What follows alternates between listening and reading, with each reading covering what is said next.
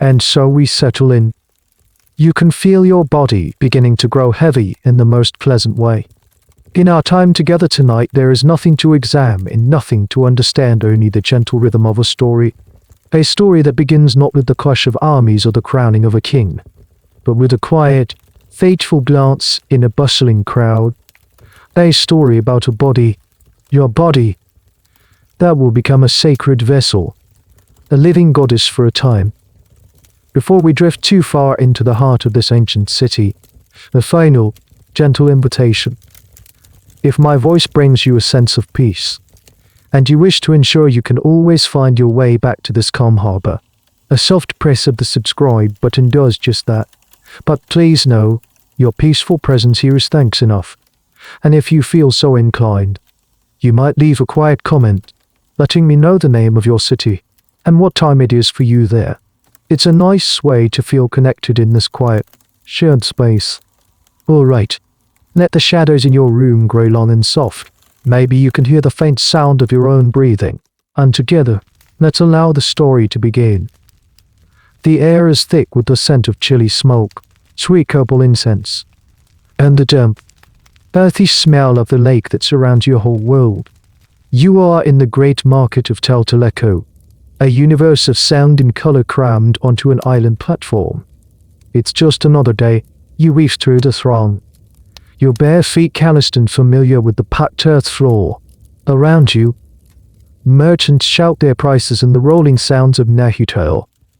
You see pyramids of brightly colored corn, shimmering piles of turquoise and jade, and cages filled with chattering parrots whose feathers are worth more than some sacks of grain. You're here for your family, trading woven mats for a handful of precious cacao beans, the currency of the empire. It's a task you've done 100 times. Mundane, forgettable. You're haggling with a merchant over the price of a small obsidian mirror, admiring how it drinks the sunlight. When a hush falls over a nearby section of the crowd, the chatter doesn't just quiet, it evaporates. It's a sudden, heavy silence that prickles the skin. You look up. A procession is moving slowly, deliberately, through the parting sea of people. It's not the Emperor's guard, all flesh and bluster. This is different. These are priests. Their skin painted black and their long, matted hair bound with leather cords. They walk with an unnerving stillness, their eyes scanning, searching. Everyone, including you, instinctively tries to become smaller, to look at the ground, to be unworthy of notice. To be noticed by men like these is never a simple thing. But their gaze is methodical. It sweeps over the faces in the crowd like a slow tide. You feel it approaching, a wave of cold attention. You risk a glance up from under your lashes. In your heart stutters, one of the high priests, a man whose face is a mask of ancient authority, has stood. His eyes are on you. It's not a look of warmth or kindness. It is a look of appraisal, of measurement. The world seems to shrink until it contains only you and him. The noise of the market becomes a distant, meaningless hum. He takes a slow step towards you, and the crowd around you melts back, leaving you exposed in a circle of sudden, terrifying space. Another priest joins him, carrying a small, painted codex. They murmur to each other, their eyes flicking from the drawings in the book to your face, your hands, or the line of your shoulders. You learn later that they were not just looking for beauty, they were looking for a very specific, almost impossible kind of perfection, a body without a single flaw, no scars from a childhood fall, no blemishes on the skin, no chipped teeth. Your hair had to be of a certain length and texture, your nails perfectly formed. You are being compared to a divine template, a checklist of physical purity. It's a strange and unsettling piece of knowledge that your whole life, every minor scrape and bump, could have disqualified you from this moment. You are not a person to them. Not yet. You are a vessel, and they are ensuring it is flawless. The high priest raises a single, long finger and points directly at you. There is no sound, but the gesture is as final as a clap of thunder. Your bartering, the cacao beans, the obsidian mirror, it all dissolves into unreality, Two attendants, women with serene, unreadable faces, step forward and gently take your arms. There is no struggle. To refuse would be unthinkable, a defiance against the gods themselves. As they lead you away from the stall, you look back at the merchant you were just speaking to. His face is a mixture of awe and pity. You are no longer the girl who traded mats for beans. You have been chosen. From what?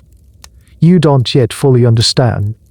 But as you are guided out of the familiar noise of the market and into the silent, purposeful world of the priests, a chilling thought settles in your mind. Historians to this day still debate the precise politics of this selection. Was it truly a random honor, a divine lottery? Or was it a calculated choice, selecting a girl from a family with no power, ensuring no political faction could claim you? The reason your face was the one, out of thousands, to be plucked from obscurity is a question that will never be answered. Your old life is over. It was taken from you with a single glance. The world outside the market seems to lose its texture and sound. The familiar cries of vendors and the shuffle of countless feet are replaced by the soft, rhythmic slap of the attendant's sandals on the stone causeway. You are being led away from the heart of the city, away from the grand temple district with its towering pyramids that seem to scrape the clouds. Instead, your path takes you toward a quieter, more secluded part of Tenochtitlan, an area of high-walled compounds and serene gardens hidden behind stone and plaster. Your mind is a whirlwind of confusion, but your body is strangely calm, moved along by the gentle, insistent pressure on your arms. The women guiding you say nothing. Their silence is more profound than any command, a heavy blanket that smothers your questions before they can even form. You walk past canals where flower-laden canoes glide silently, and over bridges that connect the man-made islands of the city. Everything looks the same as it did an hour ago, yet everything is different. You are looking at it from the other side of a veil. Finally, you stop before a high stone wall. There are no grand carvings here, no murals of serpents or eagles. There is only a single, heavy wooden door. One of the attendants produces a key not of metal, but of carved, polished bone and opens the lock. The door swings inward without a sound, revealing not a dark interior, but a courtyard bathed in soft, filtered light. They lead you inside. The door closes behind you with a soft, definitive thud, and the sound seems to sever your last tie to the outside world. You are in a place known as the Comicac, but this is a very special, very private wing of the priestly schools. You will come to know it as the House of Mist. The name is up. A fine spray of water from a central fountain hangs in the air, catching the sunlight and creating a perpetual, shimmering haze. The air is cool and smells of damp earth and night-blooming jasmine. It is beautiful. It is also a cage. Your new quarters are revealed to you. It's a suite of rooms that would be the envy of a noble's daughter. The floors are covered in fine woven reed mats. The walls draped with cotton hangings dyed in brilliant shades of cochineal red and indigo blue. There's a raised sleeping platform with a thick, soft blanket of rabbit fur, and a private bathing pool fed by its own small aqueduct. This is luxury beyond anything you have ever known or even imagined. But as you stand in the center of the room, you realize something is missing. There are no windows that look out onto the city. The only views are of the interior courtyard. The world has been shrunk to the size of this compound. The chief attendant, an older woman with eyes that hold a deep, placid wisdom, finally speaks. Her voice is soft, but it carries an undeniable authority. You are home now, she says, though the word feels wrong. Here, you will be prepared. You will be honored. You will forget the dust of the market and learn the grace of the goddess. You learn the rules quickly. You are not to speak unless spoken to. You are not to ask about your family. You are to follow every instruction without question. The luxury is a chain, the comfort a form of control. You are being meticulously isolated, scrubbed clean of your past self. This is a common practice for those chosen for such roles. Historians call it a process of depersonalization, a necessary step in turning a human into a symbol. You are not being punished. You are being purified. That first night, you lie on the impossibly soft trapit fur blanket and listen to the alien sounds of your new life. The gentle trickle of the fountain. The distant, muffled chant of priests in a nearby temple. The rustle of the attendants moving in the adjoining rooms. They are always there, always listening. Privacy is a concept that no longer applies to you. You are now a sacred object, and sacred objects are never left unattended. You touch your own face. The skin that was judged and approved, it feels like your face. But, is it still yours? A strange, cold fact settles into your heart. The people who chose you at the market are likely the only people from the outside world you will have direct contact with for almost a year. The rest of the empire will see you, worship you, but they will not know you. They will know the goddess. It's a peculiar kind of celebrity. One where you become infinitely visible and completely unknown at the same time. The price of becoming divine. You begin to understand, is to be utterly, completely alone. The sun rises, but you don't see it. The light in the courtyard simply shifts from the cool grey of dawn to the warm gold of morning. Your day begins not with the familiar routine of household chores, but with a gentle awakening by one of your attendants. She brings you a bowl of warm water infused with fragrant herbs to wash your face and hands. There is no rush. Everything from this moment on will be deliberate, graceful, and steeped in ritual. After a simple morning meal, you are led to a different room, one with polished plaster walls that seem to glow in the soft light. Here, you meet your new tutors. They are not the stern priests from the market, but older women. Priestesses whose lives have been dedicated to the lore of the gods. Their task is to strip away the girl from the marketplace and build a goddess in her place. Your first lesson is in posture. You are taught to stand, to sit, to walk not as yourself, but as the goddess you now represent. This particular deity, they explain, is a manifestation of youth, beauty, and the earth's fertility. Her movements are meant to be fluid, like water, yet grounded, like a deep-rooted tree. They have you practice for hours, simply walking across the room, your back straight, your chin held at a precise angle, your steps measured and silent. Every gesture you make, from the way you lift a cup to the way you incline your head, must be hers. Then come the songs. The priestesses sing them first, their voices weaving complex melodies that rise and fall like the flight of a bird. The lyrics are in a high, formal version of Teotl, a poetic dialect you barely understand. They speak of the sprouting seed, the life-giving rain, the cycle of death and rebirth. You are given a small, single-stringed instrument, a type of lute, and your fingers, clumsy at first, are guided to pluck the correct notes. You must learn dozens of these hymns, each one tied to a specific ceremony, a specific time of day, or specific prayer. The most difficult part is the speech. You are told that your own voice, with its common accent and quick cadence, is no longer acceptable. The goddess speaks slowly, her words chosen with immense care. You practice for what feels like an eternity, repeating simple phrases, pitching your voice slower, smoothing out the rough edges of your everyday speech until it becomes a hypnotic, rhythmic chant. The earth thirsts. You say, over and over, until the words lose their meaning and become pure sound.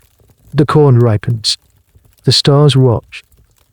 One of the most peculiar parts of your education involves something you would never have imagined, learning your own mythology.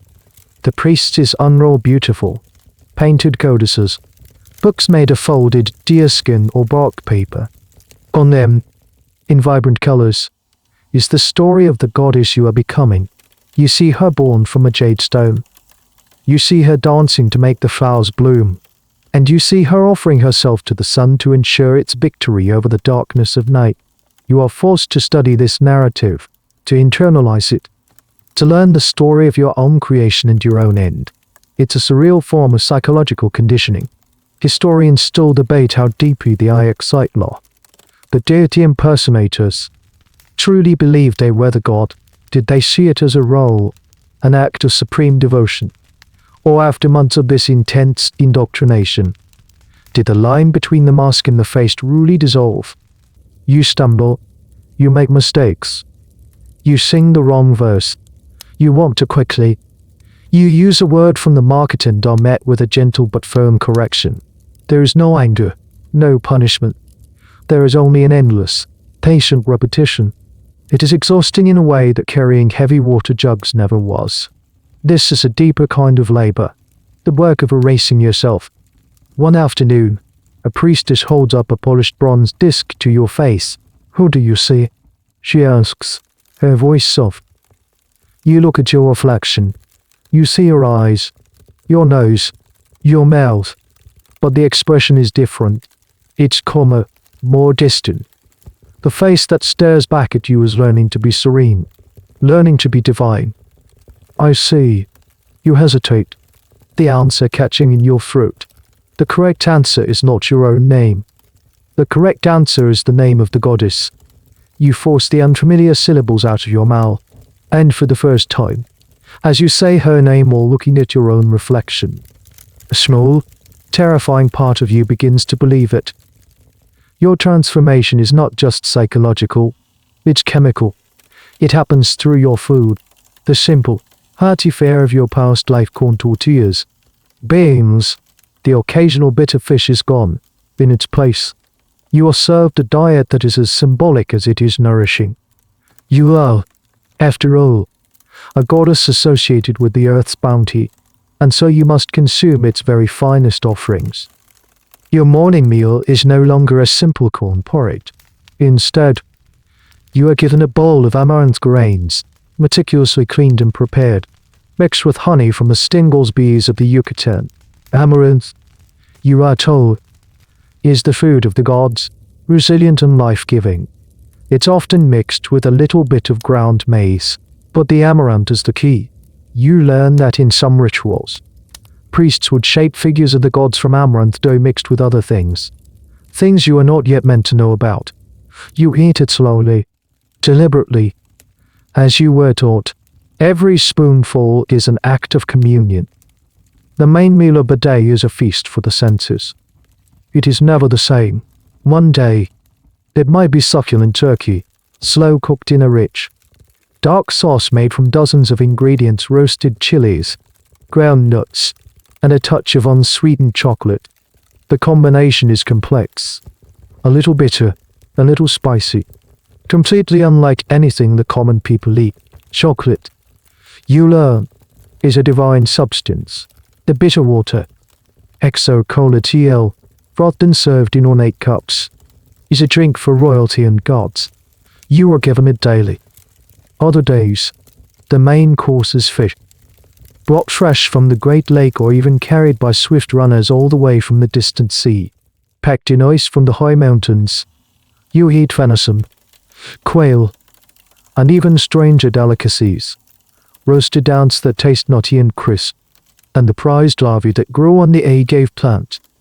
Nothing is plain, everything is a delicacy, prepared with an almost fanatical attention to detail.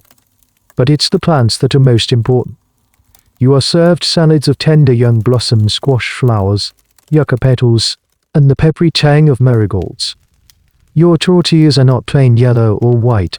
They are colored with vegetable dyes to match the ceremonial calendar, sometimes a brilliant red, other times a deep blue.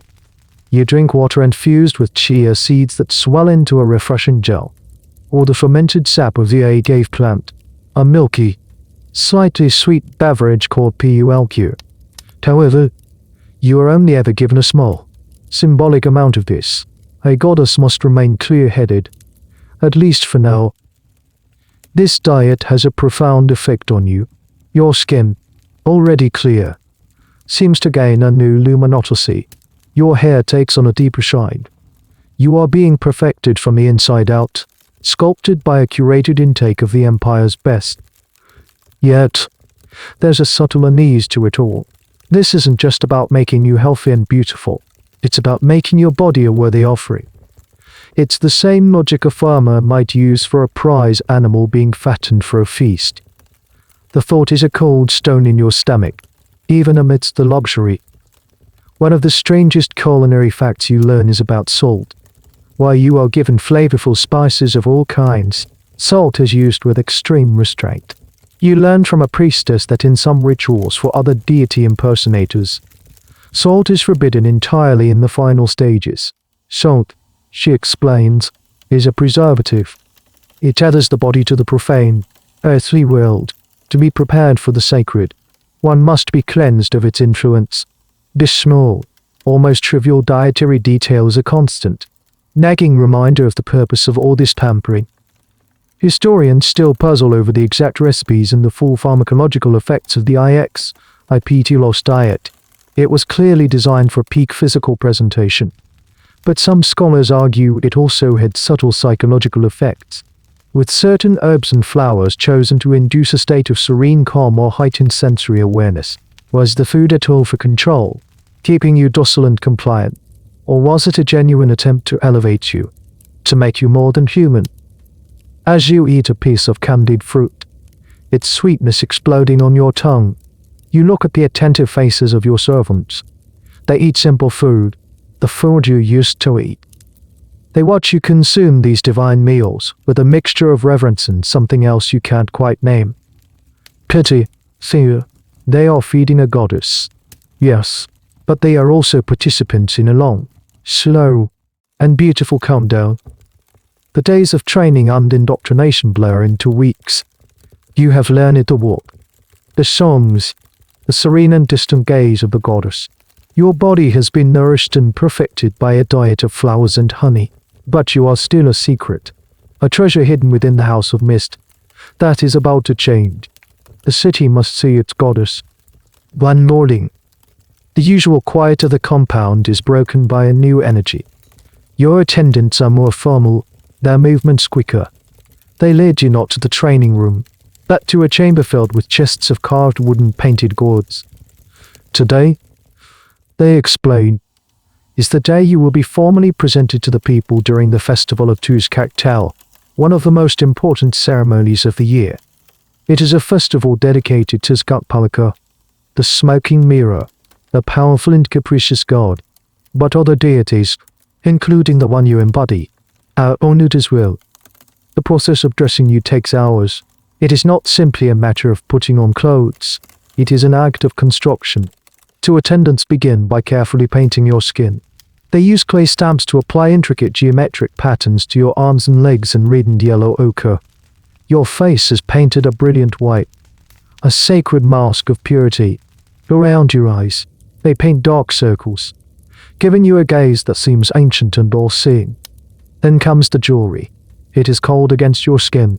Heavy jade plugs are fitted into your earlobes. A wide collar of turquoise and shell is settled around your neck. Bracelets of hammered gold, shaped like coiling snakes, are slid onto your upper arms and wrists. They are heavier than you expected. Each piece feels like a small anchor, tethering you more tightly to your divine role. Finally, they bring out the regalia. The skirt is a masterpiece of woven cotton, so fine it is almost translucent, with a border embroidered with symbols of fertility and rain. The blouse, or huipil, is similarly adorned, but it is the headdress that takes your breath away. It is a vast, shimmering fan of quetzal feathers, the iridescent green-blue feathers, more valuable than gold, were gathered by tribute from the far southern jungles. They are arranged in a perfect halo that will surround your head, catching the light and transforming you into a living sunbeam. When they place it on your head, the weight is immense. You have to consciously tighten the muscles in your neck to hold your head high. Looking in the polished bronze mirror, you don't recognize the person staring back. You see an idol, a magnificent, beautiful, and utterly inhuman figure. The girl from the market is gone, buried under layers of paint, jade, gold, and feathers. You are led out of the House of Mist for the first time in months. The sunlight is blindingly bright after the filtered haze of the courtyard. You are placed at the center of a procession of priests and priestesses. As you step onto the main causeway, a sound washes over you, the collective gasp of 1,000 people. They line the streets, packed shoulder to shoulder, their faces turned towards you, and for the first time, you see not appraisal or pity, but pure, unadulterated awe. People fall to their knees as you pass. They hold up their children to catch a glimpse of you. They throw flowers in your path. The air hums with their whispered prayers. They are not looking at a girl in a fancy costume.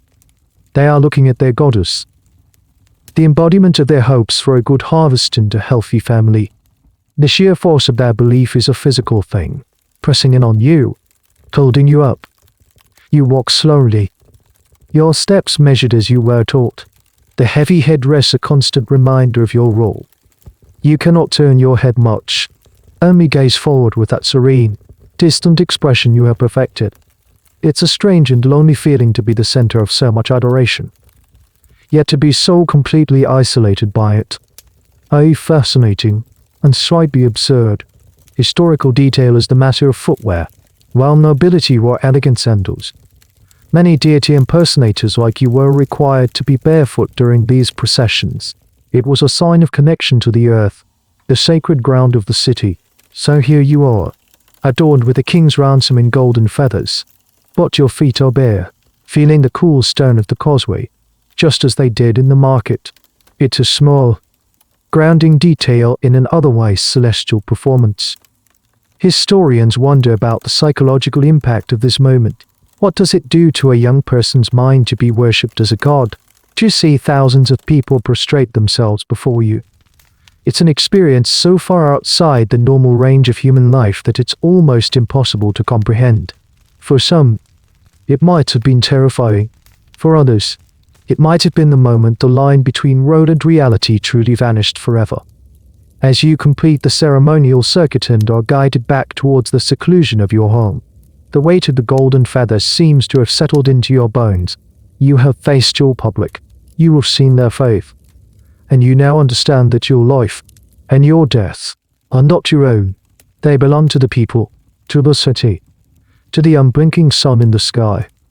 Life inside the house of mist settles into a new rhythm, one dictated by the public's awareness of your existence.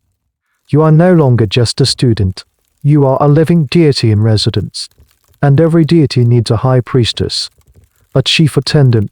In your case, this role is filled by the same serene, older woman who first greeted you. Her name is Ixiptla, and she is now the most important person in your life. Her relationship to you is a complex tapestry of servant, teacher, warden, and, in the strangest of ways, confidant. Ixiptla is the keeper of your schedule, the one who decides when you eat, when you train, and when you rest. She is a constant, quiet presence in your life. She brushes your long hair in the morning, 100 strokes, her hands gentle but firm. She inspects your food before you eat it, not for poison, but for ritual purity. She is the one who adjusts a stray feather in your headdress before a ceremony and the one who helps you remove the heavy jade plugs from your ears at the end of the day. Her face is a mask of placid devotion. She treats you with the utmost reverence, never meeting your eyes directly for too long, always referring to you by the goddess's formal title. But behind that reverence, there is an unyielding control. If you linger too long by the bathing pool, she is there with a soft towel, gently guiding you to your next task. If a flicker of your old, market girl self a quick, impatient gesture, a brief flash of frustration appears on your face. Her expression doesn't change, but you feel her silent disapproval like a chill in the air. She is your only source of information about the world you left behind, but the information is carefully filtered. The rains have been good, she might say. The people are pleased with your presence. She never speaks of politics or unrest. Your world is one of divine serenity, and she is its fiercely protective guardian. One evening, as she is preparing you for sleep, you dare to ask a question. My family, you whisper, the words feeling clumsy and loud in the quiet room. Are they real? Ixiptla doesn't pause in her task of folding your ceremonial robes. Your family has been greatly honored, she says, her voice smooth and even. They have received gifts from the Emperor's own stores. They are proud, She offers no other details. The message is clear. Your family is being compensated for their loss. They are part of a transaction that is now complete. To ask more would be ungrateful, undignified. It would be human. You learn that your relationship with Ixiptla is not unique. All Ixiptla had a retinue of attendants who were essentially their handlers. These were often older priests or priestesses who had dedicated their lives to these rituals. A strange and debated aspect of this relationship is the degree of emotional attachment. Were these keepers cold and detached, seeing the impersonator as a mere ritual object? Or did they, over the course of a year, develop a kind of fondness, even love, for the young person in their care? Some historical accounts hinted deep, unspoken bonds, making the final day an act of profound personal sorrow for the attendants as well. It's a sad thought that the person responsible for your meticulous care is also the one leading you inexorably to your doom. One of the more peculiar duties Ixiptla oversees is the weeping. You are told that the goddess you embody must sometimes show sorrow for the hardships of the world. But it must be a beautiful, controlled sorrow. So Ixiptla teaches you how to cry. She teaches you how to summon tears at the right moment in a song, how to let them trace a single perfect path down your painted cheeks without disturbing the makeup. It is the most intimate and bizarre lesson yet. The managed performance of emotion. She will hold a small bowl to catch a ceremonial tear, which is then treated as a sacred relic. In these quiet moments, with her hands instructing you on the artifice of sadness, you sometimes feel a flicker of something real from her, a brief softening of her gaze, a touch that lingers a fraction of a second too long. Is it pretty? Is it affection? Or is it simply your own desperate longing for a human connection, projecting feelings onto the serene mask of your keeper? You will never know. Ixiptla is a servant of the gods, and her heart is as well guarded as the compound walls. She is your shadow, your mirror, your keeper of whispers, and the architect of your magnificent, temporary life. She will be with you until the very end. Within the serene walls of the House of Mist, time behaves differently. It is not marked by the bustle of the market or the cycles of family life, but by a far more ancient and inexorable clock. Ixiptla and the other priests introduce you to the Tlatelolco, the sacred 260-day calendar that governs the ritual life of the empire. It is your new reality, a beautiful and terrifying map of your remaining days. It's not a single object, but a collection of painted codices, intricate painted deerskin books that are unrolled with great ceremony. The pages are a dizzying explosion of color and symbols. You see grids of dots and lines representing numbers, and a repeating cycle of 20-day signs. Crocodile, wind, house, lizard, serpent, and so on. Each day has its own name, its own number, and its own patron deity. Each day, you are told, has its own destiny. Your lessons shift from posture and song to deciphering the sacred matrix. A priestess points a slender bone stylus at a symbol. This is the day one jaguar, she explains. A day of power and danger. On this day, you will wear the amber lip plug and fast until midday. She moves the stylus. This is seven flower, a day of artistic creation. On this day, you will oversee the weaving of a new tapestry for the temple. You begin to live by this calendar. Your diet, your clothing, your activities, even the specific hymns you sing, are all dictated by the glyph on the page. The calendar is a living entity, its breath the slow turning of the pages. This rigid scheduling, scholars believe, was a powerful tool of psychological control, leaving no room for spontaneous thought or action. Your entire existence becomes a performance scripted by the cosmos. As you become more adept at reading the glyphs, a chilling realization dawns on you. You can count. You can see the days laid out before you, a vibrant, painted path leading to a specific, final destination. You start to look for patterns, for a way out. Surely there must be a day of reprieve, a symbol for mercy, but there isn't. The cycle is perfect and unbroken. you discover a truly odd quirk of the Aztec calendrical system. They actually used two calendars simultaneously. There was the 260-day sacred calendar, which you are learning now. But there was also a 365-day solar calendar, the Ixiptla, which was used for agriculture and civil matters. The two calendars ran in parallel, like two interlocking gears.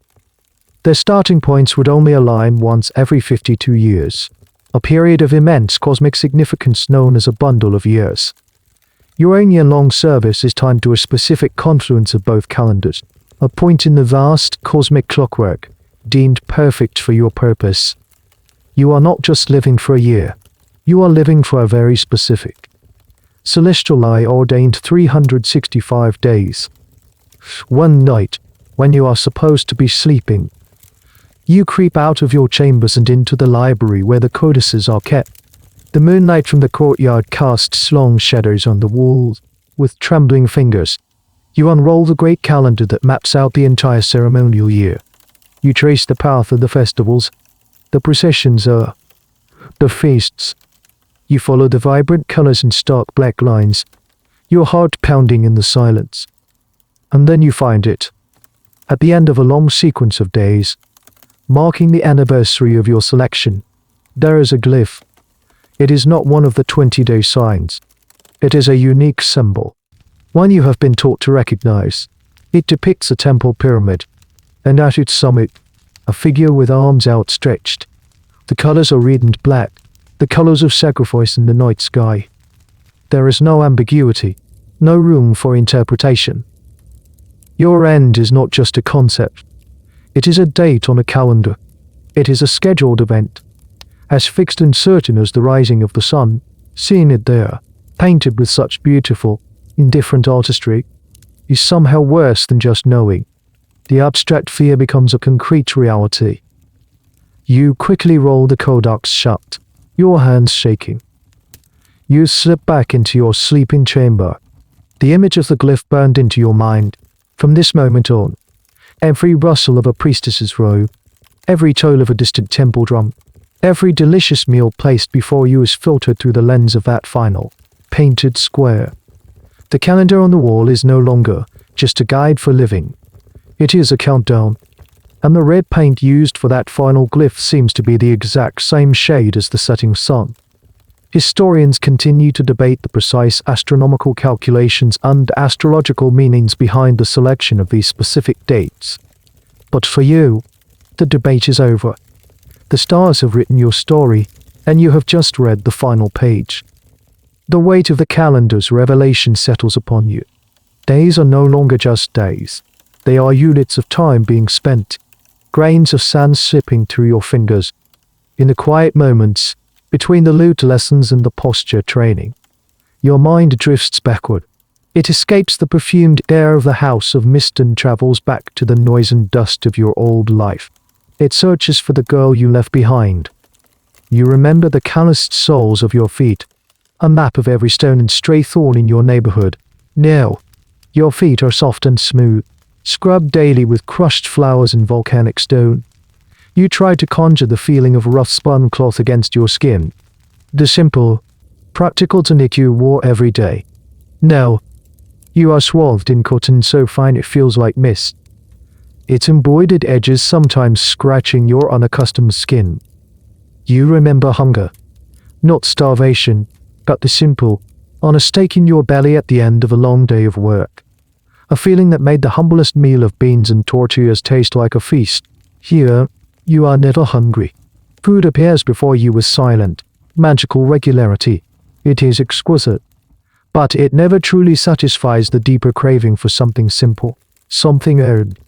Most of all, you remember laughter, the easy and thinking laughter shared with your siblings as you chased each other around the small courtyard of your home. The shared jokes with other girls your age as you washed clothes by the canal. Laughter is not a sound that exists in the house of mist. There is reverence. There is chanting. There is the soft murmur of lessons. But there is no room for the sudden, spontaneous explosion of joy. A goddess might smile. A serene, knowing, gentle curve of the lips. But she does not laugh. These memories are ghosts. They haunt the quiet corners of your luxurious prison. One afternoon, while practicing a melody on your simple lute, your fingers slip and play a different and a simple, jaunty folk song you once knew. A song sung during the planting season. The notes hang in the air for a moment, brightened out of place, like a wild bird that has flown into a temple.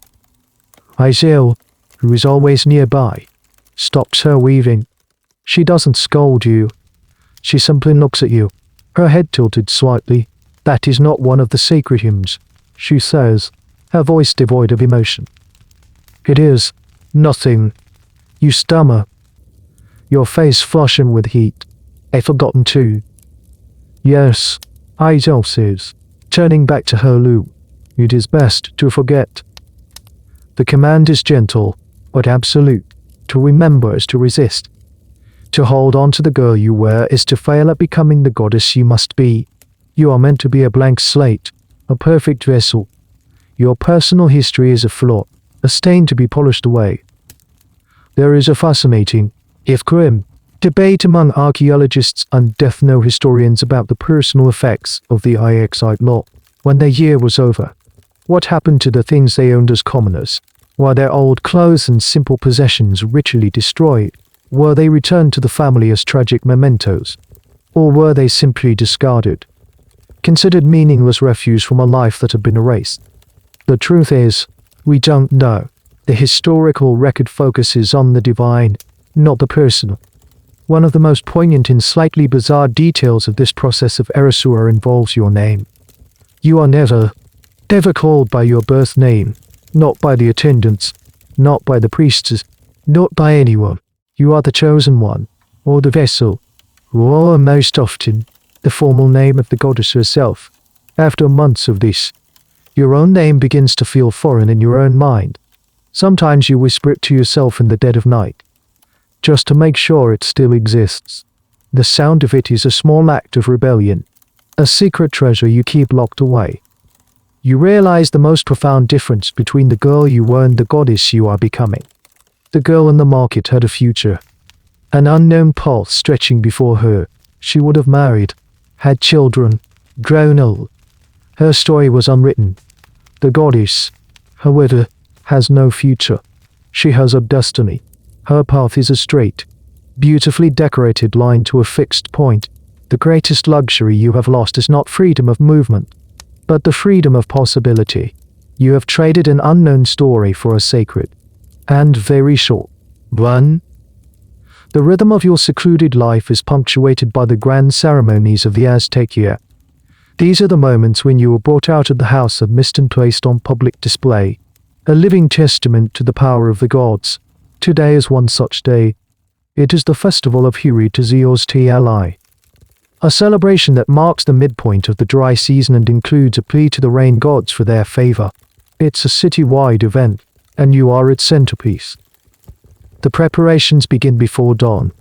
The ritual of dressing and painting you is even more elaborate than before. This time, your regalia includes elements specifically honoring the maize god, and Teotl, as well as the goddess you embody. Strings of polished corn kernels are woven into your hair. Your face is painted with delicate yellow lines that mimic the pattern of a ripening ear of corn. The headdress you wear is smaller than the great Quetzal feather fan, but it is heavy with symbolic weight, adorned with dried flowers and intricate paper banners. When you are laid out into the city, the atmosphere is different from your first procession. The initial shock of your appearance has been replaced by a deep, fervent belief. The crowds are even larger, spilling out from the main avenues into the side canals. The air is thick with the smoke of copal incense, burned in censers by thousands of households as you pass. The sound is a low, continuous murmur of prayer, a human hum that vibrates in your chest. Your role today is not just to be seen, but to perform a specific, crucial function.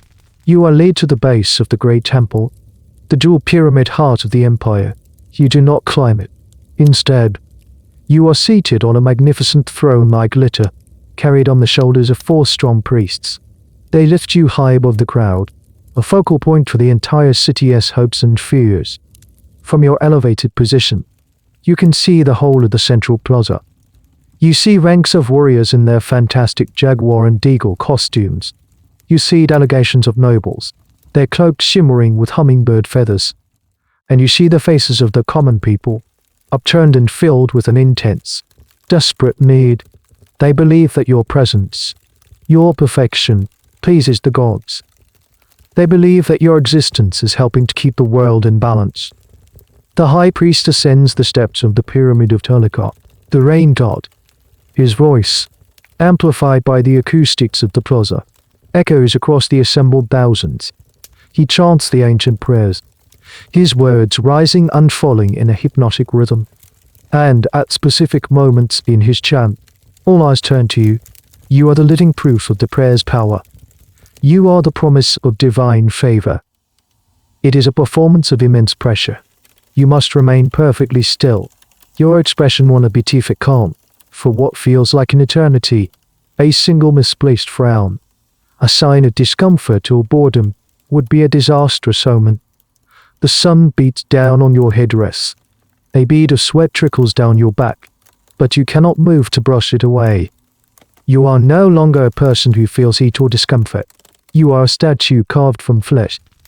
A strange and little-known element of these public appearances was the use of prompteress. While the Ixiptla was expected to know all the songs and gestures, the pressure of a major festival was immense. Hidden nearby, sometimes among the other priests or behind a ceremonial screen, there would be a priestess. Her job was to watch you intently, and if you seemed to falter, she would make a tiny, subtle gesture, a slight nod, a tap of a finger to remind you of the next part of the ritual. It was a divine safety net, an admission that even a living god could forget her lines. Historians often debate the true feeling of the crowd during these events. Was it pure religious ecstasy, or was there an undercurrent of fear? The Aztec worldview was one of constant, precarious balance. The gods were not benevolent caretakers. They were powerful, hungry beings who needed to be appeased. Your beauty and perfection were a magnificent offering, but everyone knew that such offerings were ultimately consumed. The city holding its breath was not just in awe of you. It was in awe of the cosmic drama of which you were the beautiful, temporary star. As the ceremony concludes and the priests begin to carry your litter away, a shower of marigold petals rains down from the rooftops, thrown by unseen hands. They drift down around you, a storm of brilliant orange, dusting your hair and shoulders. For a brief, dizzying moment, you feel it, the power, the adoration of the crowd, the weight of their belief. It fills you up, makes you feel larger than yourself. It's intoxicating. And it is in that moment that the line between you and the goddess blurs more than ever before. You look out over the sea of faces, and you feel their love, their need, and you know, with a certainty that chills you to the bone, that you will not let them down. Back within the quiet sanctuary of the House of Mist, the echoes of the festival fade. The elaborate costume is carefully removed, the paint is washed from your skin, and you return to the simpler, though no less ritualized, daily existence. But something has shifted. Your public role has deepened your understanding of your purpose, and now, your tutors decide you are ready for a deeper level of knowledge. It is time to learn the secrets hidden within the glyphs you wear. The lessons move beyond simple identification of calendar days. An elderly priest, a Teotl, or one who knows things, is brought to your chambers. His face is a roadmap of wrinkles, and his eyes, though clouded with age, seem to see through to the very essence of things. He is a master of the codices, a reader of the sacred picture writing that holds the accumulated wisdom of your people. He doesn't just show you the symbols, he tells you the stories behind them. He unrolls a painted manuscript, its colors still vibrant after generations of careful handling. He points to the geometric pattern embroidered on the hem of your ceremonial skirt, a repeating step fret design.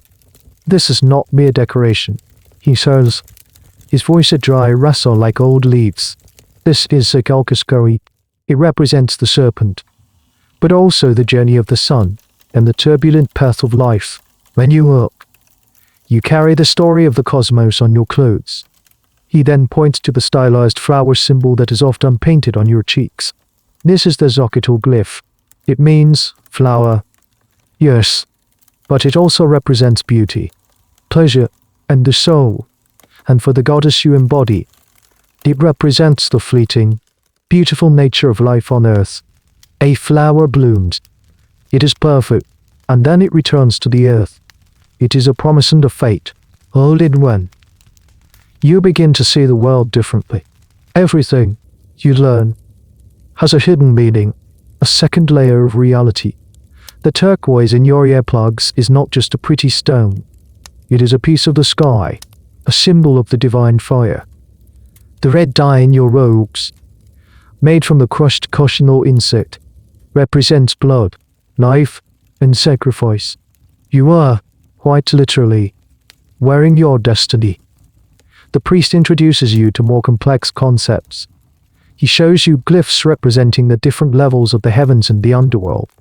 He explains the cosmic battle between the sun, Ixiptla, and the darkness of night. Your role, he explains, is to be an ally of the sun, to provide the spiritual nourishment, the divine energy that helps ensure the dawn will come again. Your life has been woven into this epic, cosmic struggle. One of the most fascinating and bizarre pieces of knowledge you learn is about the nature of names. In Aztec culture, a person's name, given on a specific day in the sacred calendar, was believed to determine their character and destiny. But for you, it is reversed. You were not named for a destiny. You were chosen to fulfill one. The priest explains that by taking on the goddess's name and identity, you are aligning your own tonal li, or life force, with hers. It's a kind of spiritual grafting. This belief is a subject of much debate among scholars. Was the tonal li of the original person thought to be erased, suppressed, or merged with the divine? The answer is lost to time. But for you, the lesson is clear. Your old name had a destiny, and that destiny was to be forgotten. The priest also reveals the darker side of the symbols. He shows you the obsidian knife glyph, the Ixiptla. It is a symbol of sharpness, of cutting away the unnecessary. But it is also the symbol of the final, sacred act. He doesn't linger on it, but its appearance in the codex sends a shiver through you. He shows you the skull rat, the Tlatelolco, and explains it not as a symbol of horror, but as a testament to the lives given to feed the gods, a garden of sacred seeds that will bloom into future prosperity. This education is a double-edged sword. On one hand, it gives your life a profound sense of meaning. You are not just a girl chosen for her looks. You are a key player in the maintenance of the universe. Your existence matters in a way you could never have imagined. But on the other hand, it removes any last shred of hope for a different outcome. To wish for escape is no longer just a personal desire. It is a selfish act of cosmic betrayal. It would be like a star refusing to shine, or the rain refusing to fall. As the old priest rolls up his sacred book, his ancient eyes meet yours. For the first time, you don't look away. You have begun to understand the language of your fate. You are learning to read the story in which you are the final, beautiful, and necessary word.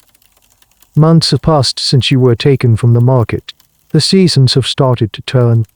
The air in the mornings now carries a distinct chill, a hint of the coming dry season's end.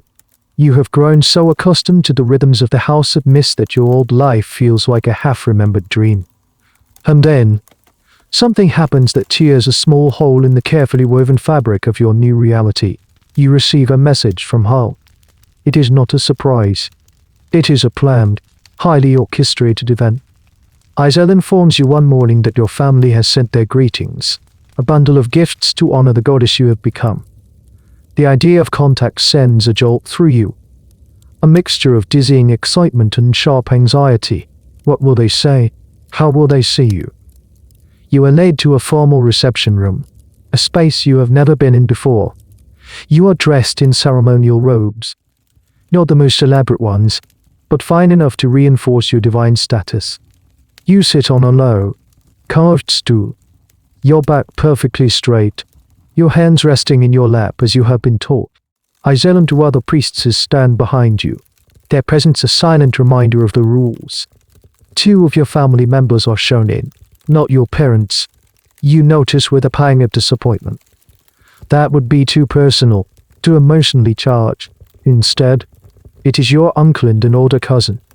They are dressed in new cotton cloaks of a quality you know they could never have afforded before, part of the honor bestowed upon your family. Their faces are scrubbed clean, and their expressions are a painful mixture of awe, pride, and a deep, underlying sorrow that they try desperately to hide. They do not rush to embrace you. They perform the ritual greeting, prostrating themselves on the ground before you as any citizen would. The act is so profoundly wrong, so contrary to every memory you have of your uncle swinging you onto his shoulders, that it makes you feel physically ill. Ixiptla prompts them to rise.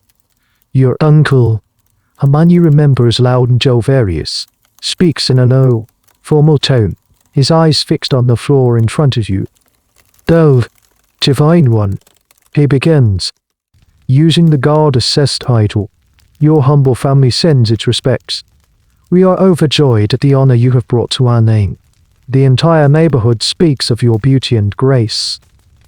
He speaks of practical matters, the good price they got for their last harvest, the new roof on their house. It's all meant to reassure you that they are thriving, that your sacrifice has already borne fruit. But he doesn't ask how you are. He doesn't speak your name. He is not talking to his niece. He is addressing a deity. They present their gifts. It's a basket filled with the first fruits from their small garden plot, a string of polished river stones, and a simple, hand-woven blanket. Compared to the treasures you are surrounded by daily, they are humble, but they are so intensely personal, so tied to the life you once lived, that they feel more precious than any piece of gold. You can picture your mother's hands weaving that blanket, your father choosing those stones. You want to reach out and touch them, but you cannot.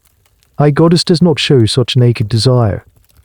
The entire exchange is a heart-wrenching piece of theater.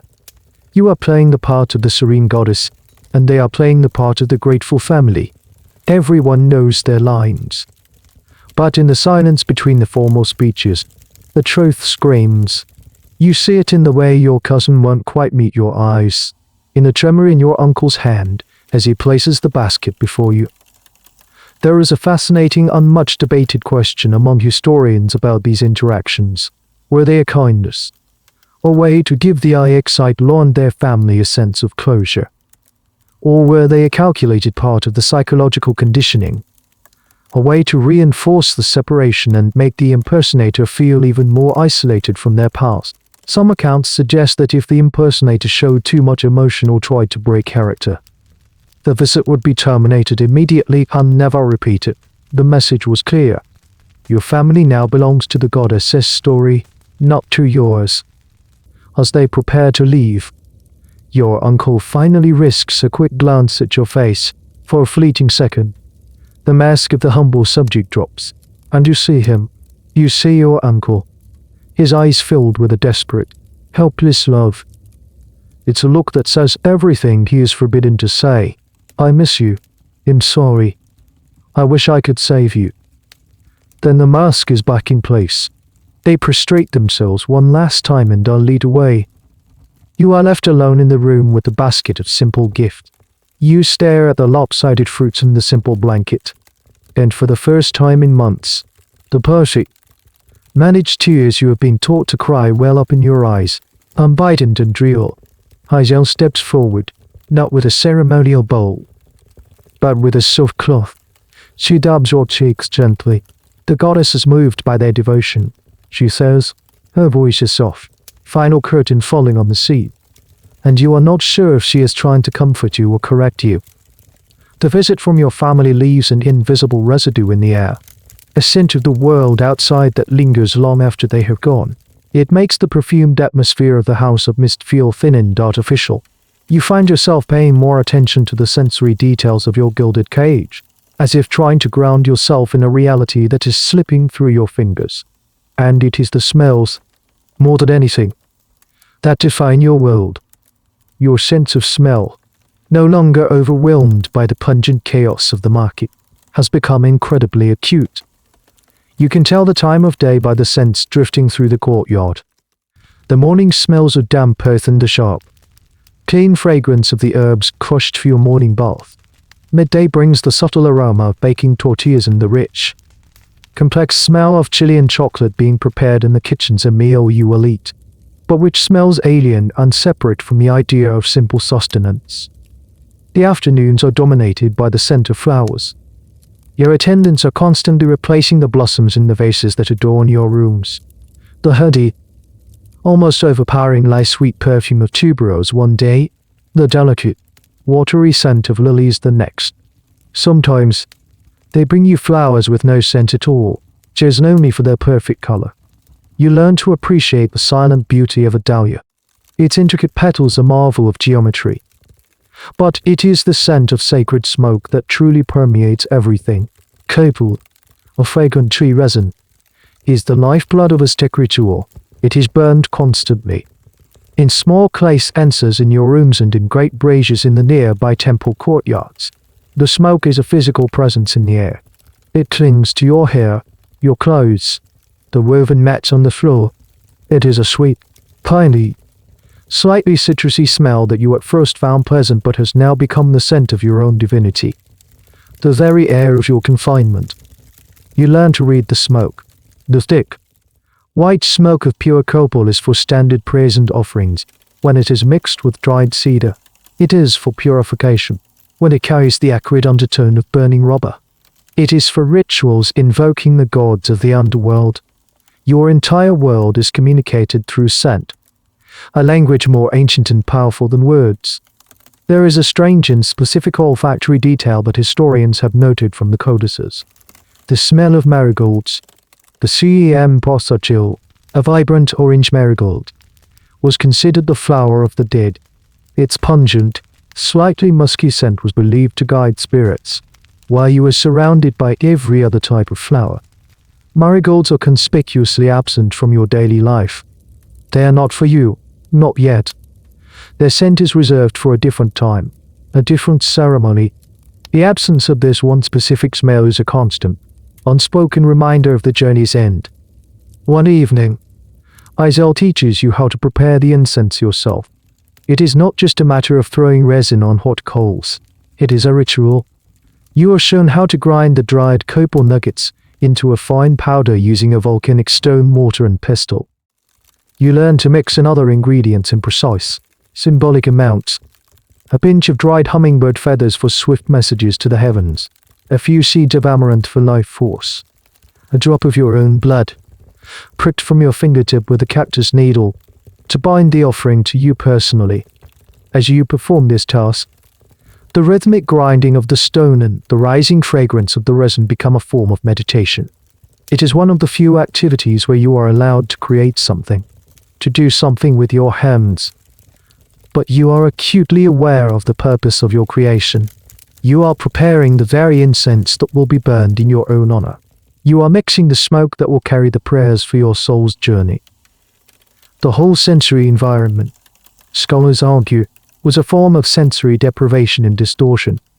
By removing the chaotic, unpredictable sounds and smells of the outside world and replacing them with a highly controlled, repetitive, and ritually significant sensory palette, the priests could induce a specific state of mind. It was a way to make the supernatural feel natural, to blur the lines between the physical world and the spiritual realm. Lying on your sleeping mat at night, you breathe in the thick, sweet air. It is the scent of honor, of divinity, of the reverence of an entire empire. But it is also the scent of your own slow, beautiful, inexorable consumption. It is the smell of a flower being prepared for the altar, and you know you will carry this scent with you to the very end. The days continue their stately march, guided by the painted figures on the sacred calendar. You have mastered the walk, the talk, the songs, and the silent, serene gaze. The rituals are no longer clumsy imitation. They are second nature. The heavy jade earrings feel like a part of your own body. The scent of copal smoke feels like the air you were always meant to breathe, and a new, unsettling question begins to bloom in the quiet garden of your mind. Where do you end? And where does the goddess begin? The line, once so clear and stark, has started to blur. At first, it was a conscious performance. You were the girl from the market, playing a role. You would think to yourself, now I must lift my hand like this, or I must pitch my voice lower. But now, you no longer have to think. Your body simply moves in the correct, graceful way. Your voice emerges in the slow, melodic cadence of its own accord. When you look into the polished bronze mirror, the face you see is still yours. But the expression it holds is one of divine tranquility. You see the goddess looking back at you, sometimes, for a terrifying, exhilarating moment. You believe it completely. You feel the weight of the cosmos on your shoulders, the prayers of the people in your heart. You feel ancient, powerful, and eternal. This feeling is strongest during public ceremonies. Borne on your litter, high above the adoring crowds. Their faith is a tangible force that seems to physically transform you. Their belief pours into you, filling up the empty spaces left behind by your old self. In those moments, you are not a girl from Tenochtitlan. You are the embodiment of the earth's beauty, the promise of its renewal. You are real. But then, in the dead of night, the other part of you emerges. The girl from the market wakes up. She lies on the soft rabbit fur mat and remembers the simple texture of a clay cup, the warmth of her mother's hand. She feels a pang of raw, human fear that is so intense it almost makes her gasp. In these moments, the goddess is a costume, a mask, a terrible burden. You are a prisoner in a divine play, and you are desperate for it to end, even though you know how it must end. This psychological state, this oscillation between belief and terror, is your new reality. You live on a knife's edge between two identities. Historians and anthropologists call this phenomenon liminality, the state of being in between. You are no longer a commoner, but you are not yet a true spirit. You exist in a transitional space, a sacred and dangerous threshold. This state is believed to be one of immense spiritual power. But for the person experiencing it, it is a state of profound and dizzying confusion. One of the most peculiar pieces of evidence for this blurring of identity comes from the language used in the codices. When describing the Ixiptla, the scribes often used ambiguous grammar. It is sometimes unclear whether the text is referring to the god or the human impersonator. Some scholars argue this was deliberate, a way to grammatically fuse the two identities. It suggests that, in the Aztec worldview, you were not just acting as the goddess, you were the goddess, in a literal, tangible way, for the duration of your service. This internal conflict manifests in strange ways. You might find yourself humming a sacred hymn while performing a mundane task like washing your hands, the melody coming to you as naturally as breathing. Then, minutes later, you might catch yourself thinking about a silly argument you once had with your brother, a memory so sharp and clear it feels like it happened yesterday.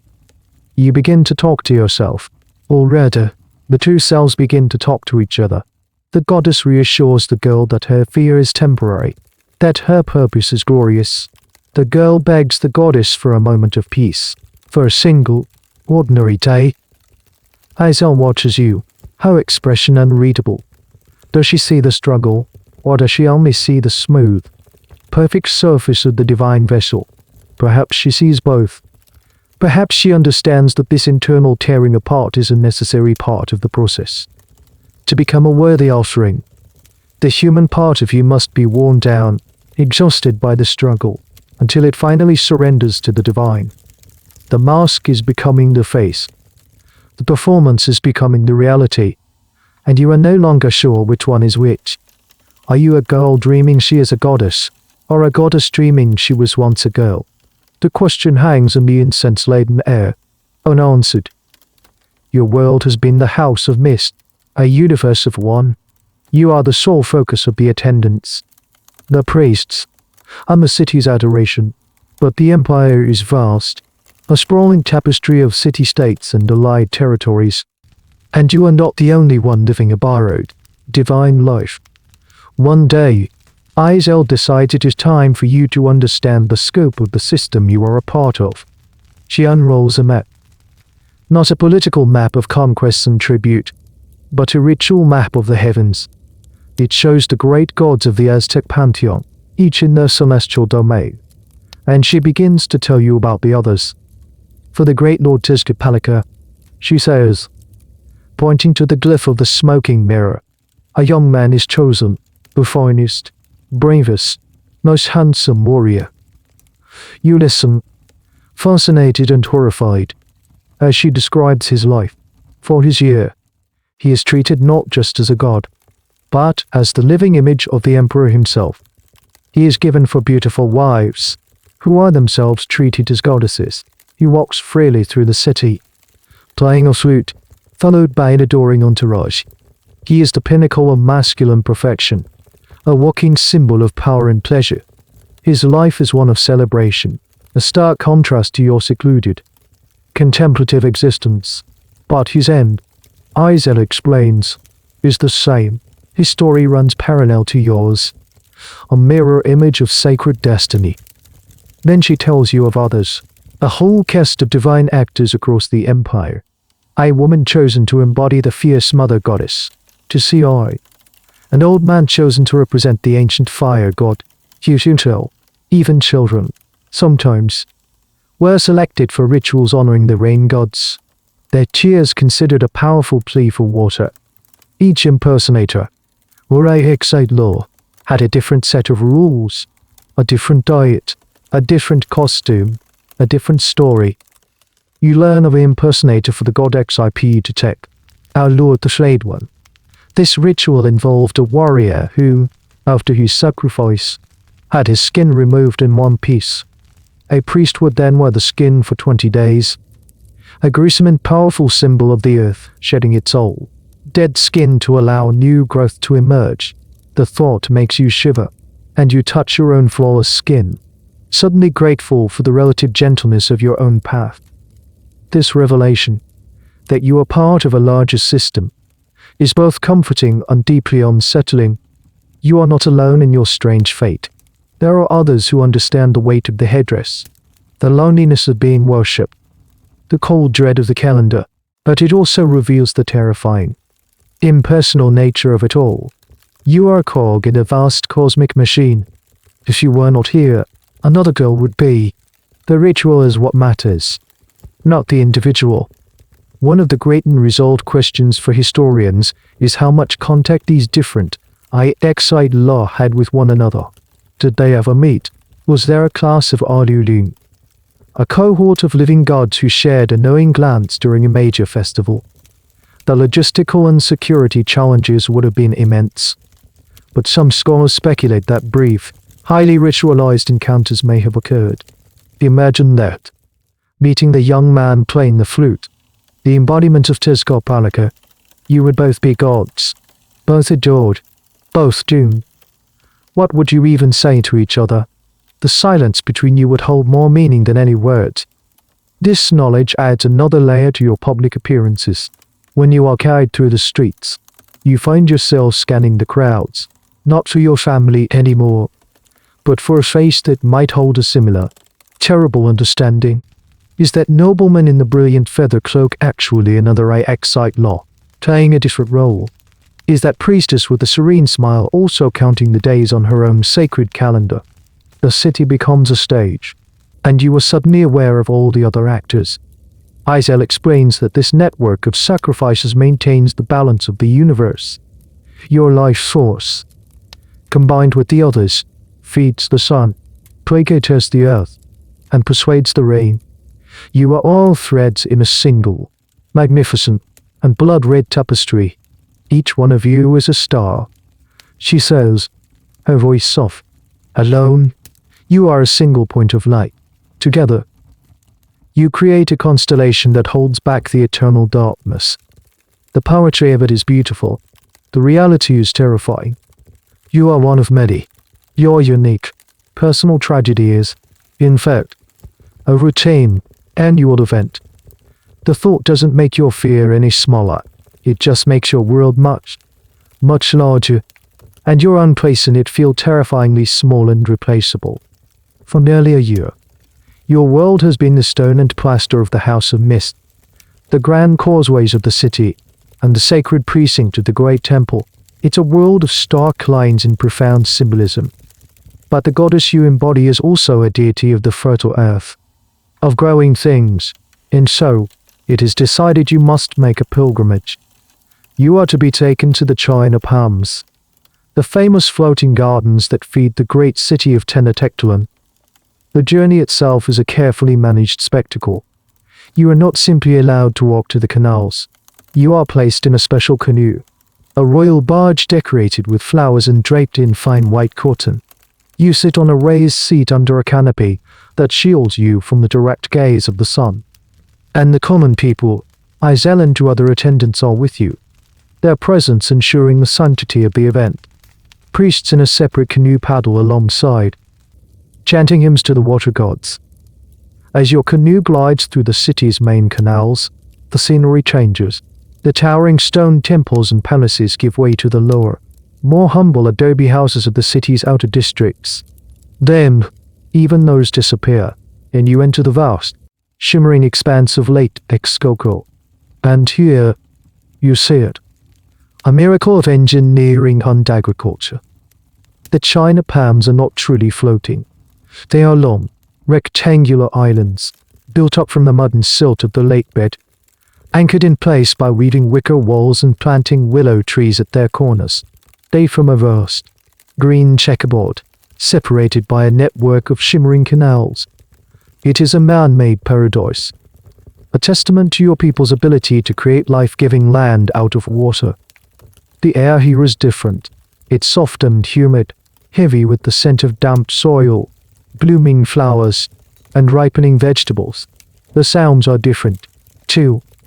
The distant hum of the city is replaced by the gentle lapping of water against the canoe, the buzz of insects, and the calls of waterfowl that nest among the reeds. It is the most alive place you have been in months. Farmers in small, simple canoes glide past. When they see your royal barge, they stop paddling, their faces filled with awe. They hold up the fruits of their labor, plump tomatoes, vibrant green beans, brilliantly colored squashes as an offering. They see you, the goddess of fertility, and they are showing you the results of your own divine work. You incline your head in the slow, graceful gesture you have perfected, a silent acknowledgement of their devotion. The canoe turns into a smaller, more secluded canal, and you are brought alongside a China MPA that is a riot of color. It is a flower garden, acres of marigolds, dahlias, zinnias, and sunflowers, all growing in neat, perfect rows. This, you are told, is where the flowers for the city's temples are grown. It is the source of the beauty that fills your chambers every day. You are allowed to step out of the canoe. The feeling of soft, damp earth beneath your bare feet is a shock after months of hard stone. The ground is yielding, alive. An attendant hands you a basket. You walk slowly, deliberately, down a single row, and you are permitted to pick a few blossoms. You choose a perfect, blood-red dahlia, its petals arranged in a flawless spiral. You touch a bright yellow sunflower, its face turned towards the sun, just as the faces in the city turn towards you. This trip is a beautiful, calculated paradox. It is meant to connect you with the natural world you represent, but it is also a reminder of your complete separation from it. You are a tourist in the world of the living. You can look at the vibrant, messy, beautiful reality of the floating gardens, but you cannot be a part of it. You are a goddess, and goddesses do not toil in the mud. A strange historical tidbit that modern science has uncovered is the incredible productivity of the China MPA system. By using the nutrient-rich mud from the bottom of the canals as fertilizer, farmers could get up to 7 harvests a year. It was one of the most intensive and successful agricultural systems in the ancient world. You are currently standing in the breadbasket, or rather, the flower basket of an empire. As your canoe pulls away to begin the journey back to the city center, you look back at the endless green in the shimmering water. It is achingly beautiful. The trip was meant to be an honor, a pleasant excursion, but it has had the opposite effect. It has shown you, with breathtaking clarity, exactly what you are being asked to leave behind. Not just your family or your old name, but the entire, vibrant, growing world. The beauty of the gardens is the beauty of life itself, and it is a life that is no longer yours to live. The memory of the soft earth under your feet will haunt you more than any sacred glyph. The trip to the China Palms marks a subtle turning point. The days, which had stretched into a long, monotonous rhythm, now seem to be accelerating, tumbling toward the date on the calendar. The lessons change. The focus is no longer on how to live as a goddess, but on how to complete your service. You must now learn the final song. It is not a song of celebration or prayer. It is a melody of farewell. The instrument for this song is not the simple lute you have been practicing on. It is a set of small clay flutes, each one carefully tuned to a different, plaintive note. They are surprisingly simple objects, small enough to be held in the palm of your hand. Yet they produce a sound that is hauntingly pure and sad. Your tutor for this lesson is not one of the priestesses, but the old, wrinkled priest who taught you the meaning of the glyphs. He brings the flutes to you in a small, painted box. He handles them with a reverence that tells you they are more than just musical instruments. Each of these, he says, his voice a low whisper, represents a memory, a worldly attachment that you will leave behind. He teaches you the melody first. It is simple, almost childlike, a descending scale of notes that repeats over and over. It is the sound of letting go, the sound of something slowly falling. He has you practice it for hours, until the melody becomes a part of your own breath, your own heartbeat. Then, he explains the ritual. On your final journey, he says, his eyes not on you, but on some distant point in the middle of the room, you will climb the steps of the pyramid, and on each step, you will break one of these flutes. With each note that is silenced, you will release a part of the world you are leaving. The cold, matter-of-fact way he describes it sends a shiver down your spine. This is not just music. This is a meticulously planned and deeply symbolic act of self-dismantling. You are being taught how to orchestrate your own disappearance from the world of the living. You practice the song. You hold the small clay flutes. Their coolness is stark contrast to the warmth of your hands. You lift one to your lips and play the simple, sad melody. The sound fills the quiet room. A pure, clear note of sorrow. You imagine standing on a stone step, the eyes of the city on you, and deliberately shattering this small, beautiful thing. This practice is psychologically brutal. You are rehearsing your own final moments. Every time you play the song, you are walking that path in your mind. Every note is a step close to the summit of the pyramid. A very specific and debated aspect of this ritual is the number of flutes and the number of steps on the chosen pyramid. Some sources suggest there was a flute for each of the major festivals you presided over during the year. Others believe the number was symbolic, tied to the levels of the underworld or the sacred directions. The historical records are frustratingly imprecise, but the intent is clear. It was a gradual, step-by-step severing of ties, a public and audible demonstration of your spirit leaving the mortal realm. The strangest part of this lesson is its effect on you. At first, it is terrifying. The melody is the soundtrack to your deepest fears. But as you play it again and again, day after day, something shifts. The fear does not disappear, but it becomes familiar. The melody becomes a companion. It is a sad song, yes, but it is your song. It is the only part of this entire year-long ceremony that feels truly and personally yours. You are the one who will play it. You are the one who will silence it. One afternoon, as you practice, Isel enters the room and stands listening by the door. You finish the melody and lower the flute. The silence that follows is heavy. You look at her, expecting a correction or an instruction. Instead, she simply nods, a slow, almost imperceptible gesture. In her eyes, you see a flicker of something that looks like profound, weary respect. She understands. She knows that this sad, simple song is the key. It is the tool they have given you to navigate the final, terrifying moments. It is a melody that will carry you up the steps, past the fear, to the place where the sun is waiting. It is the song that will turn a girl's death into a goddess's ascension. The melody of the final song now lives in your mind, a constant, quiet companion, as this haunting tune becomes second nature. Another, more tangible preparation begins. The finest artisans in the empire are summoned, not to the House of Mist itself, but to adjacent workshops. They have been given their most sacred commission, to create the final costume you will wear. You are not involved in the design. Of course, that has been dictated by tradition for centuries, but you are involved in the fitting. Periodically, you are led to a special chamber where the master weaver and his apprentices are working. The air in the room is thick with the smell of raw cotton, dyes, and the quiet intensity of their concentration. They greet you with deep bows, their eyes full of a craftsman's pride and a citizen's reverence.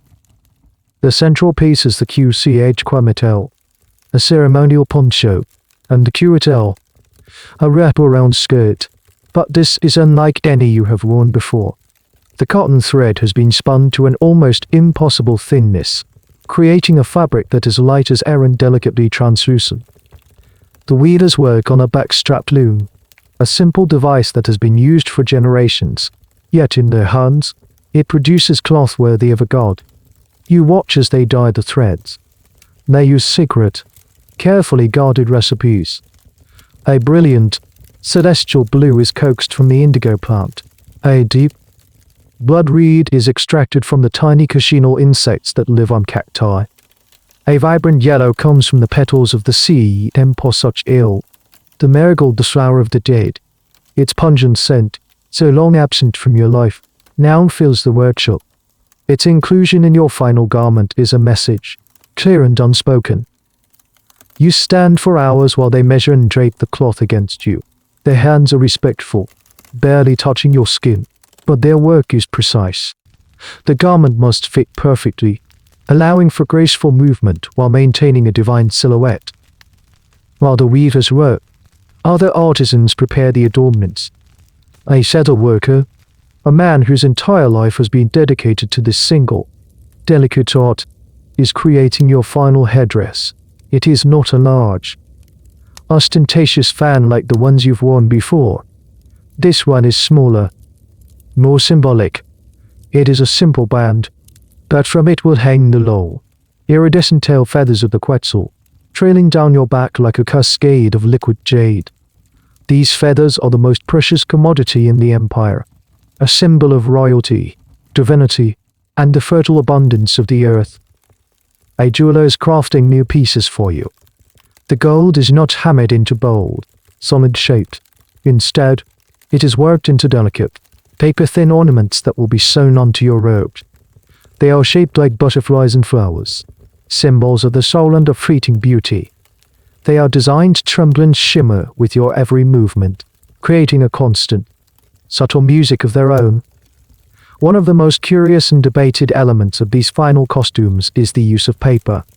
The Aztecs were masters of paper making, using the bark of the ame tree. This paper was often decorated with liquid rubber to create intricate patterns for many sacrificial rituals. The Ixiptla was adorned with elaborate paper crowns, banners, and streamers. These were not seen as cheap substitutes for more durable materials. Instead, the paper's fragility was the point. It was a symbol of the temporary, delicate nature of life itself. Your final costume is a masterpiece of precious, permanent materials like gold and feathers, and ephemeral, disposable ones like paper. Seeing these beautiful things being created specifically for your final moments is a surreal experience. The craftsmanship is breathtaking. The devotion of the artisans is palpable.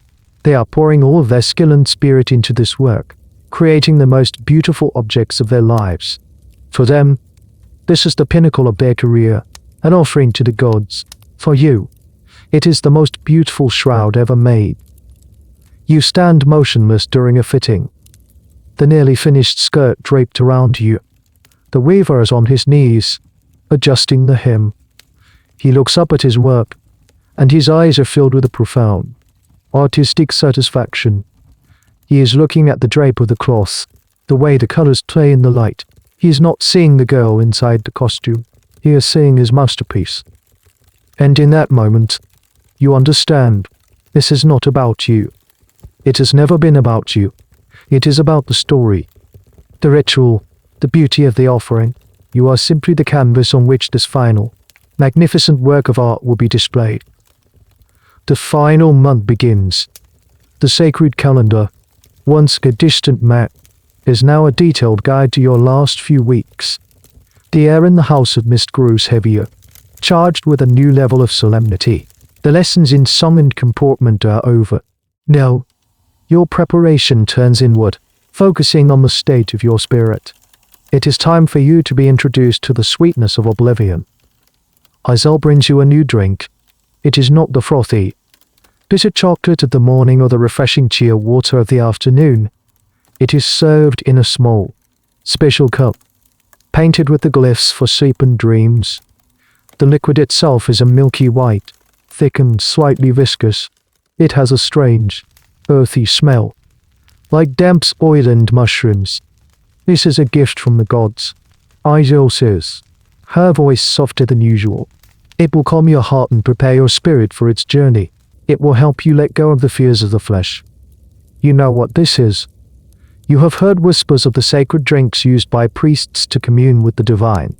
It is Teotl, the fermented agave sap, but it is different. It has been mixed with something else, something powerful. You hesitate, looking at the cup. Your entire year has been about control, discipline, and clarity. Now you are being asked to surrender that control, to willingly cloud your own mind. It is time, Izel says gently, but her tone leaves no room for refusal. You lift the cup and drink. The taste is surprisingly mild, slightly sweet with a bitter, mushroom-y aftertaste. For a few moments, nothing happens. You sit in the quiet room, the cup resting in your hands. Then, a warmth begins to spread through your limbs. A pleasant, heavy feeling. The sharp edges of your anxiety begin to soften and blur.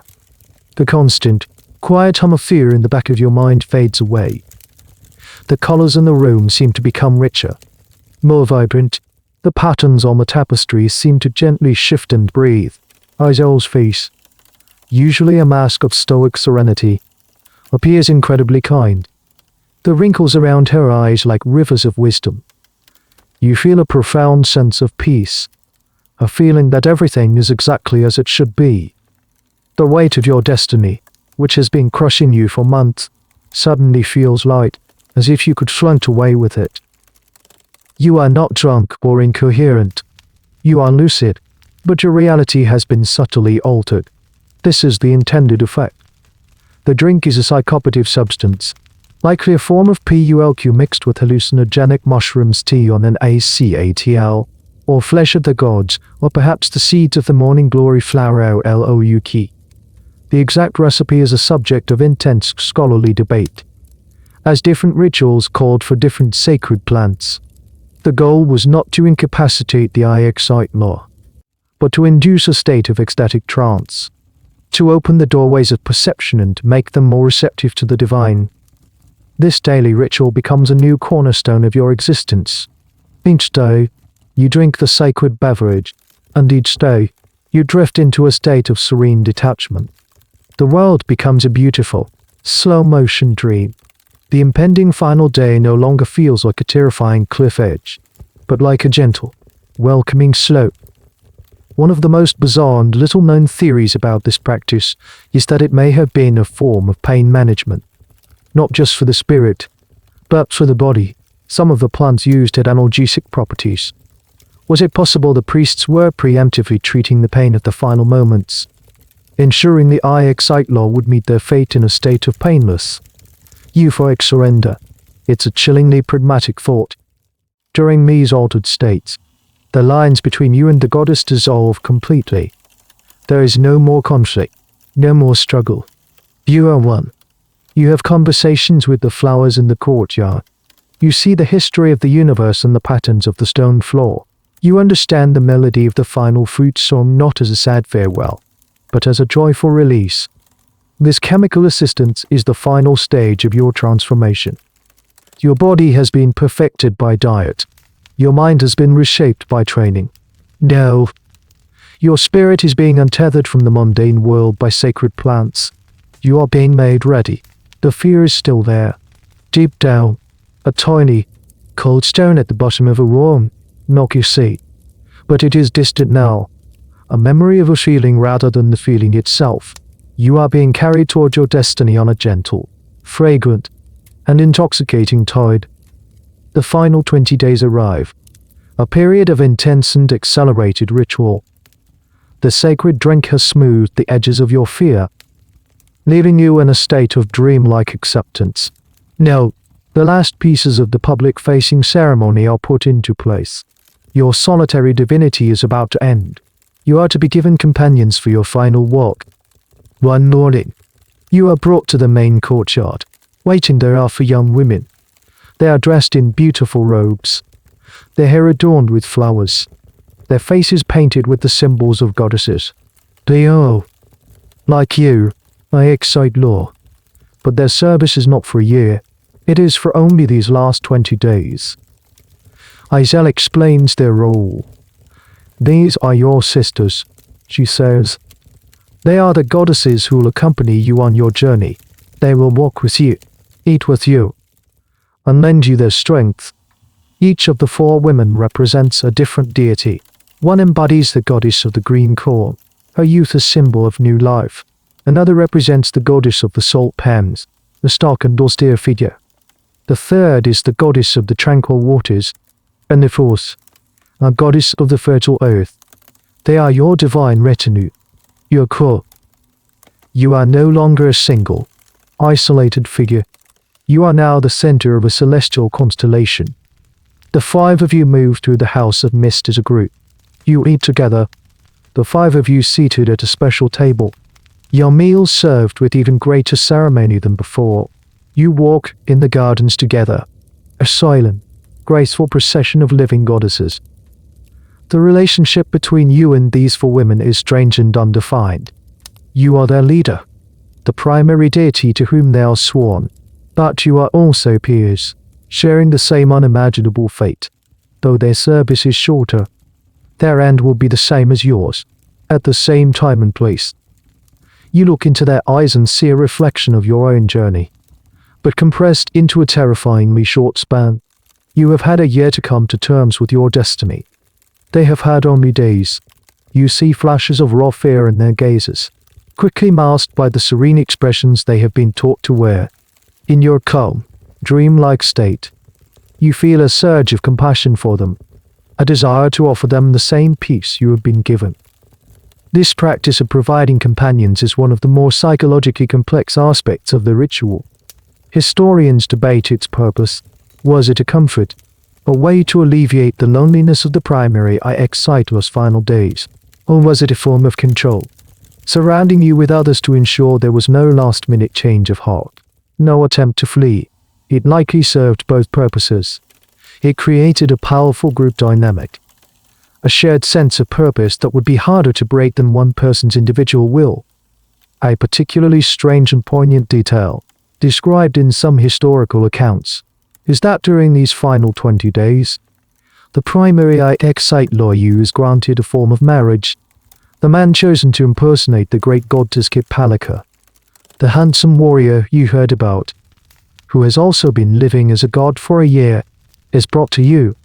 Your union is symbolic, a divine marriage between 2 powerful deities before you both journey to the gods. You spend time together, not as lovers, but as 2 beings on the precipice of eternity. Your every interaction steeped in ritual and observed by priests. It is the loneliest marriage in history, a joining of two souls who are already gone.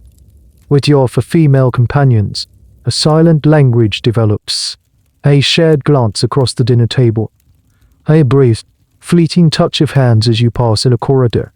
You don't speak of your fate. You are forbidden to, but you don't have to. You are all living the same story, just different chapters. You become their leader in a real sense. You'll come, born of a year of training and the blessed sweetness of the sacred drink, becomes their anchor. When one of them stumbles in a doubt step, you offer a subtle, reassuring nod. When you see fear flicker in their eyes, you meet their gaze with your own serene one. A silent message that says, "Be at peace. We are doing this together." You are no longer just a vessel being prepared. You are now a shepherd, guiding your small, divine flock toward the final pasture. The responsibility for their peace helps to solidify your own. In caring for them, you forget to be afraid for yourself. The five of you, a beautiful, tragic sisterhood, walk together toward the setting sun. The final days are a whirlwind of ceremony, each one designed to systematically dismantle the divine identity you have inhabited for a year. You have been built up, layer by layer, into a goddess. Now, you must be unmade, piece by piece, in a public display of renunciation. It begins with the act of giving away the sun. Your magnificent collection of clothes, jewels, and featherwork, the physical manifestation of your divinity, is brought out. These are not just objects. They are symbols of the feasts you attended, the processions you led, the power you embodied. Each piece holds a memory, a fragment of your year-long reign. You are led, along with your four companions, to one of the city's smaller, more public plazas. A crowd has gathered, their mood somber and watchful. This is not a celebration like the festivals you are used to. This is a public farewell. One by one, you begin to give away your treasures. The heavy jade collar that you wore during the festival of Huey to Tli, you place around the neck of a high-ranking priest. The golden snake bracelets that felt so cold on your skin that first day, you hand to a noble warrior. The beautiful, embroidered robes are folded and given to the priestess who have tended to you. Each act of giving is a ritual. You don't simply hand the items over. You hold each one for a moment, then present it with a slow, deliberate grace, a silent transfer of power and sanctity. With each piece you give away, you feel lighter. The physical weight of the golden jade is lifted, but so is a spiritual weight. You are shedding the skin of the goddess. The crowd watches in rapt silence. They understand what they are seeing. They are witnessing a gradual dimming of a divine light. The goddess is retracting her essence from the mortal world, preparing it for its journey to the heavens. This process is a fascinating piece of psychological theater. It forces the Ixiptla to actively participate in their own symbolic death. It is not something being done to you. It is something you are doing. This active participation, scholars argue, was crucial for ensuring compliance and a sense of purpose in the final moments.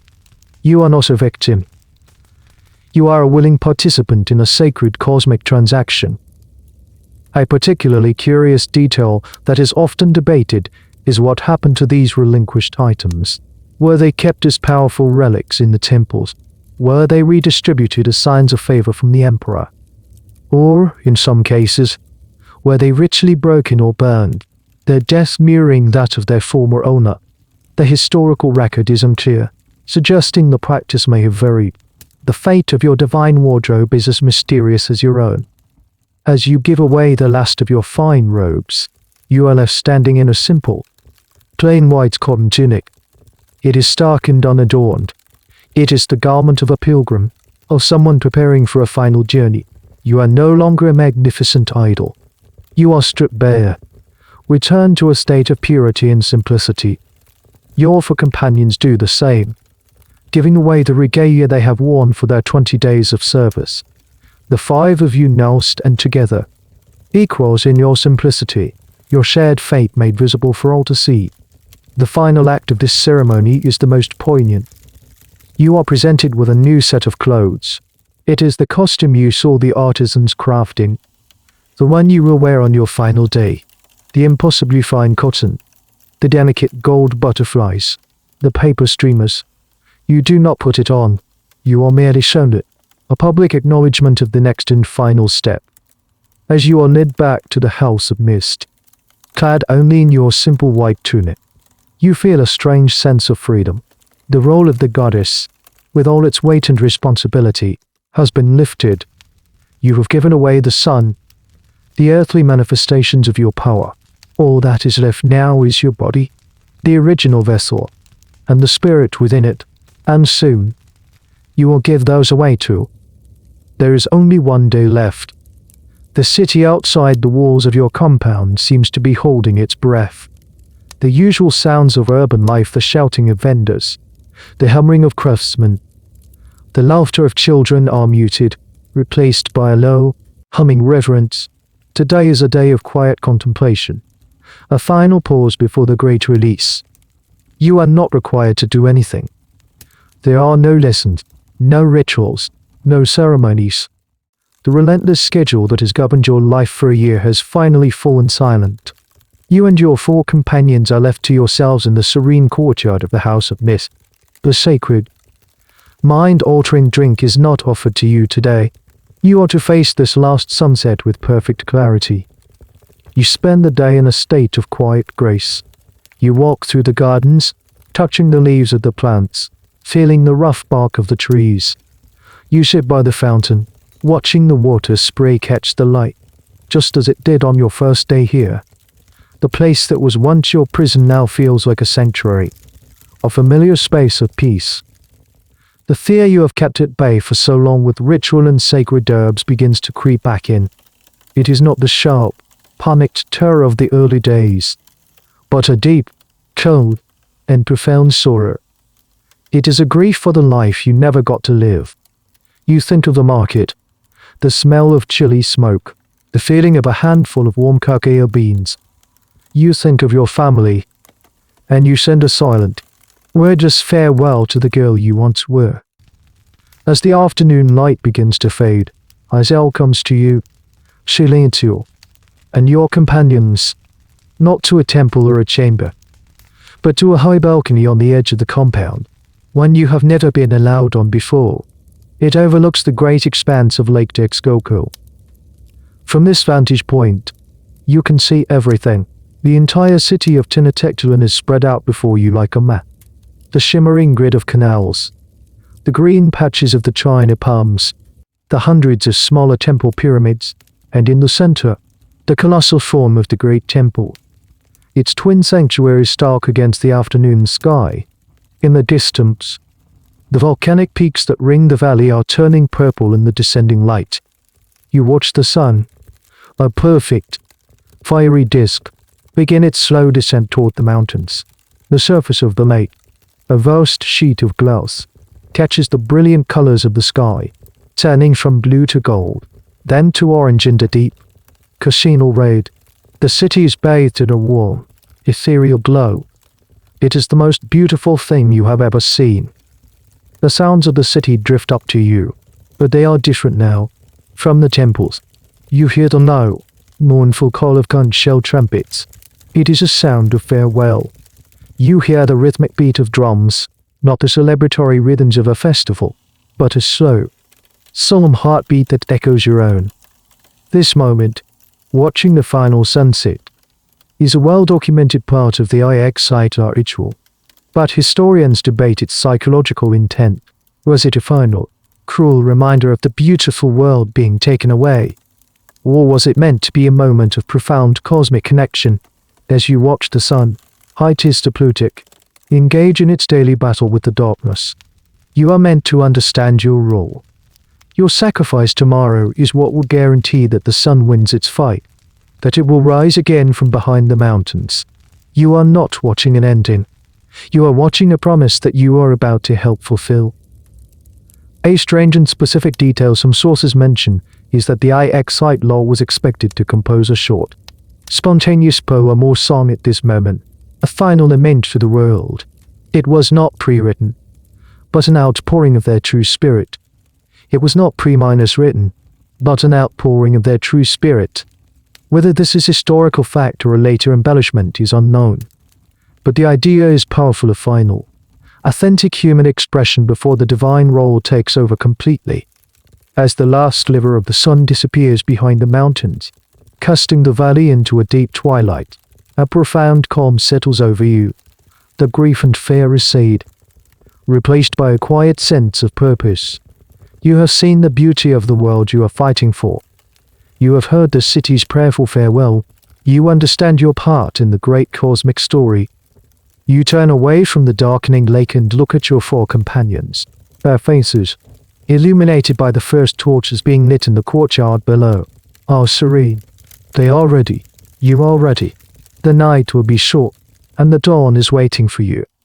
The night passes in a state of dreamless, suspended quiet. You do not sleep. You do not need to. You sit in silent vigil with your companions, the five of you forming a small island of stillness in a city that waits. Before the first hint of dawn streaks the sky, Izel and the other priests enter. It is time. There is no sacred drink this morning, only a bowl of pure, clean water. You wash your face and hands one last time. Then, the final costume is brought in. It feels as light as a moth's wing against your skin. The fine cotton, the delicate paper streamers, the tiny gold butterflies that tremble with the slightest movement. They dress you with a reverence that is heavier than any garment. Your hair is arranged in the style of the goddess, and the headdress with its long, trailing quetzal feathers is gently placed on your head. You look in the bronze mirror and see not a girl, not even a goddess, but a myth made flesh. Your four companions are dressed in their own sacrificial finery, their costumes representing the deities they embody. The five of you are breathtaking, a living tableau of divine art. You are not led out into the bustling streets. The final journey begins in silence and seclusion. You are guided through the quiet, pre-dawn corridors of the priestly compound to a small, private dock. Moored there is a single, large canoe. It is painted black, the color of the night sky and the fertile earth. There are no flowers or decorations. Its beauty is in its stark, solemn simplicity. You step into the canoe, and it rocks gently beneath you. Your companions follow, taking their places around you. Izel does not join you. Her role as your keeper is over. In her place, for silent, black-painted priests take up paddles. They will guide you on your last voyage. As the canoe pushes off from the dock, you catch a final glimpse of Izel standing on the shore. Her face, for the first time, is not a mask of serenity. In the flickering torchlight, it is etched with a profound and unmistakable sorrow. She gives a single, slow nod, and then you are gliding away into the darkness. The journey across the lake is utterly silent. The only sounds are the rhythmic dip of the paddles in the still, black water and the faint, rustling whisper of the paper ornaments on your costume. The great city of Tenochtitlan is a silhouette behind you. Its temple fires like distant, sweeping stars. The air is cold and clean. This silent boat journey is a powerful symbolic act. You are crossing a threshold, leaving the world of the living and entering the liminal space between earth and the heavens. The water of the lake is the boundary. It's a journey that mirrors the mythological passages of souls to the underworld, a trip across a cosmic river. Historians debate the exact route of this final procession. Some believe it went directly to the chosen temple, while others suggest it first circled a sacred island, a final, ritualistic farewell to the waters that gave the city life. The destination itself is also a subject of some mystery. While the great temple was the site of the most important sacrifices, some Ixiptla rituals took place at smaller, more specialized temples on the outskirts of the city or even across the lake on the mainland. The chosen location was one with a specific symbolic connection to the deity being honored. As you glide across the water, the sky in the east begins to change. The deep indigo of the night softens to a bruised purple, then to a soft, pearly gray. The stars fade.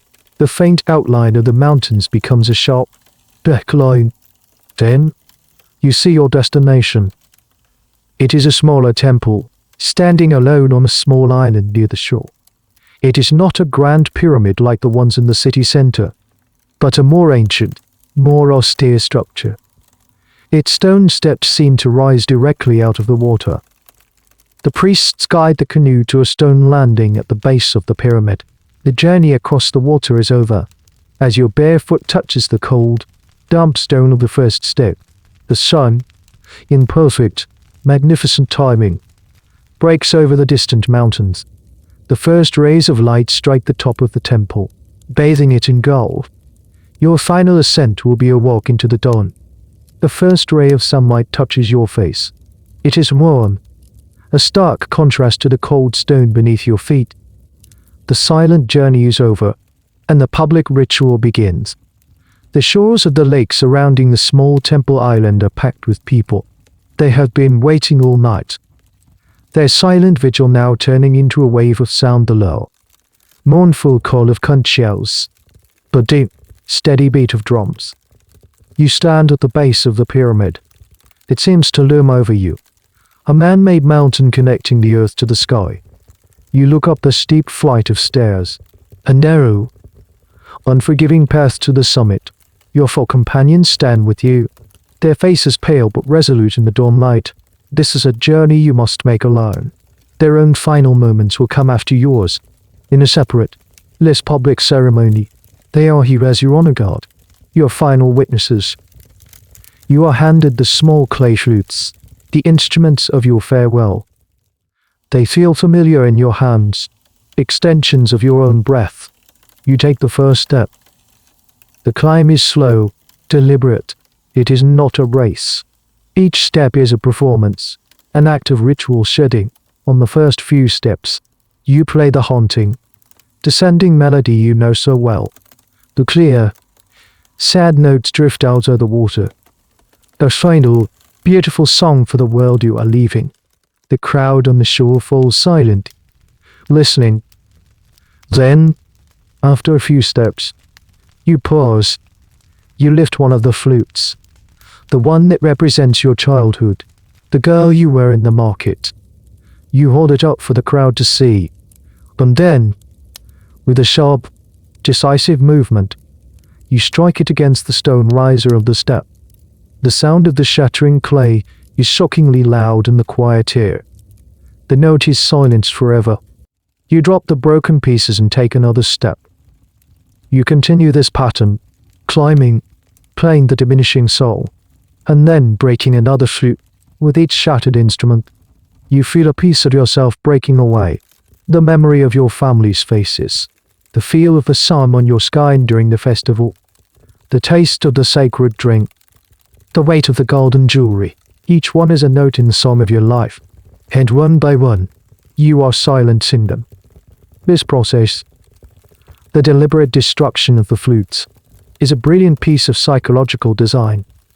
It transforms you from a passive victim into an active agent of your own sacrifice. You are not being dragged to your death. You are orchestrating your own ascent, gracefully dismantling your worldly self step by step. It is an act of supreme control in a situation where you have none.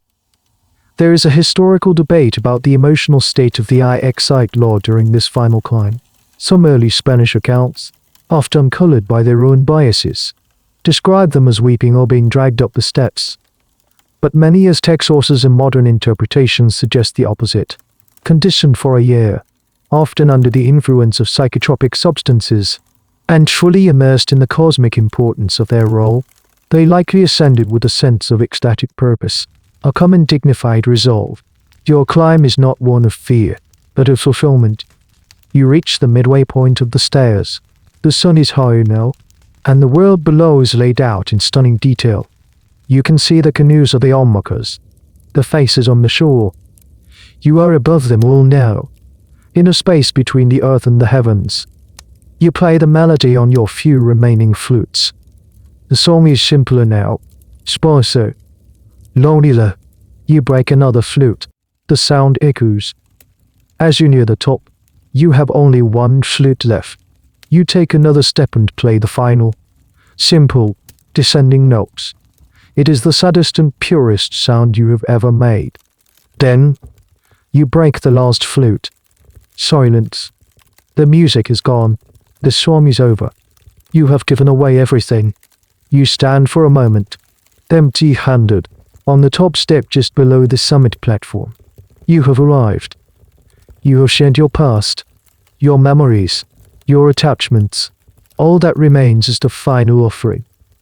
The pure, perfected vessel of your body. You take the last step up onto the platform at the top of the pyramid. You are at the summit. The world spreads out below you in every direction. A breathtaking panorama of water, land, and light. The air is thin and cool. The sun, now fully risen, feels warm and close. A comforting presence. The platform is small, a stark stone stage against the vastness of the sky. In the center is a single, low stone altar. Its surface worn smooth by generations of ritual. Waiting there are 5 priests. Their bodies painted black, their faces grim and focused masks of sacred duty. There is no struggle. There is no fear. The year of training, the sacred drinks, the final, methodical climate is all lead to this moment of profound, almost impossible calm. You are not a girl from the market anymore. You are a goddess fulfilling her purpose. This is not an end. It is a transformation. You are a gift, and it is time for you to be given. You walk toward the stone altar with the same deliberate grace you used in your very first lesson on posture. You are composed, serene. You are the embodiment of the goddess, offering herself willingly to ensure the continuation of the world. Your every movement is imbued with the weight of that cosmic responsibility. The high priest steps forward. He holds no weapon. He speaks to you, his voice low and formal, not as a priest or a victim, but as an equal, a servant of the gods addressing a fellow divine being. He recites the final prayers, honoring your service, thanking you for your gift. He speaks of how your life force will nourish the sun, how your sacrifice will guarantee the sprouting of the corn and the coming of the rains. His words are not a comfort. They are a confirmation of the cosmic contract you are here to fulfill. You willingly lie back on the ceremonial stone. It is cold against your back. You stare up at the vast, empty canvas of the blue sky. It is the last thing you will see. Your body is gently but firmly held in place by the attendant priests. The high priest then raises his hand. Another priest steps forward and places an object in it. It is a Teotl, a knife, but it is not made of metal. It is fashioned from a single, large piece of obsidian, volcanic glass chipped to a terrifyingly sharp edge. In the bright morning sun, its black, glassy surface seems to drink the light, reflecting nothing. It is a sliver of pure darkness. This is the moment, the culmination of a year of beauty, honor, and dread, the final, brutal act that gives meaning to all the pampering and reverence. The public spectacle of your destruction for the good of the empire.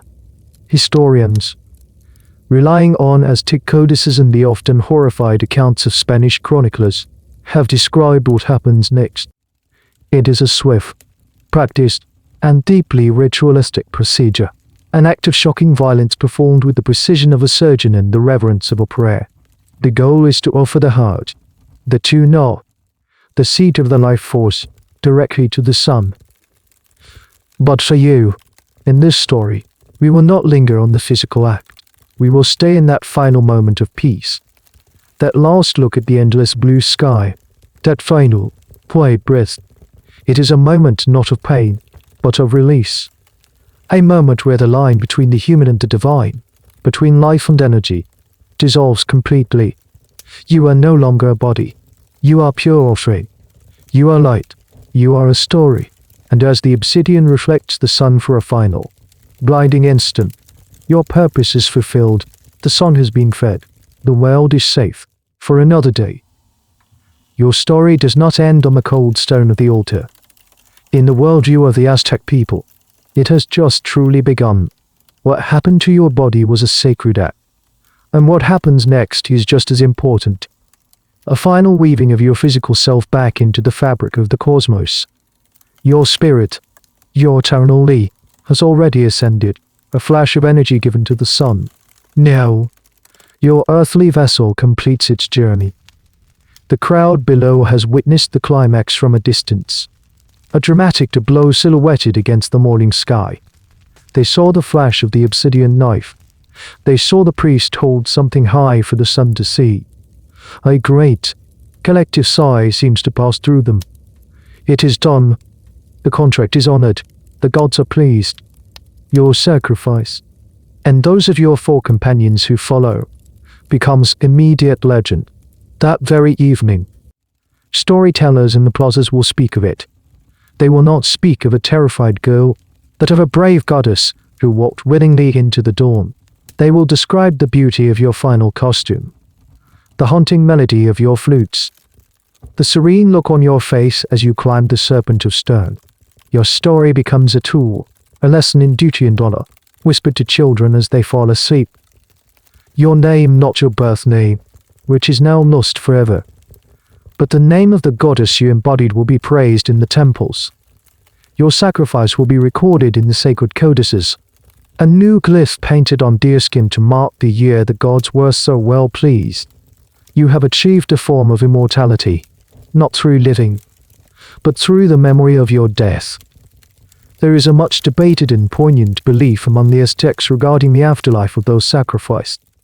Unlike most people, who had to undertake a perilous journey through the underworld, those who were offered to the gods had a special fate. The spirits of sacrificed warriors and women, like you, were believed to go directly to the paradise of the sun god. For 4 years, they would accompany the sun on its daily journey, from its rising in the east to its zenith at noon.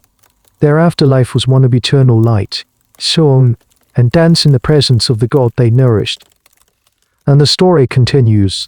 After 4 years in the sun's paradise, your spirit would be transformed again. You would be reincarnated, sent back to the earthly realm not as a human, but as a butterfly or a hummingbird. You would spend the rest of eternity drinking the nectar of the very flowers you represented in life. A beautiful, fluttering soul, forever close to the world you died to save. It is a poetic and beautiful end to a brutal story.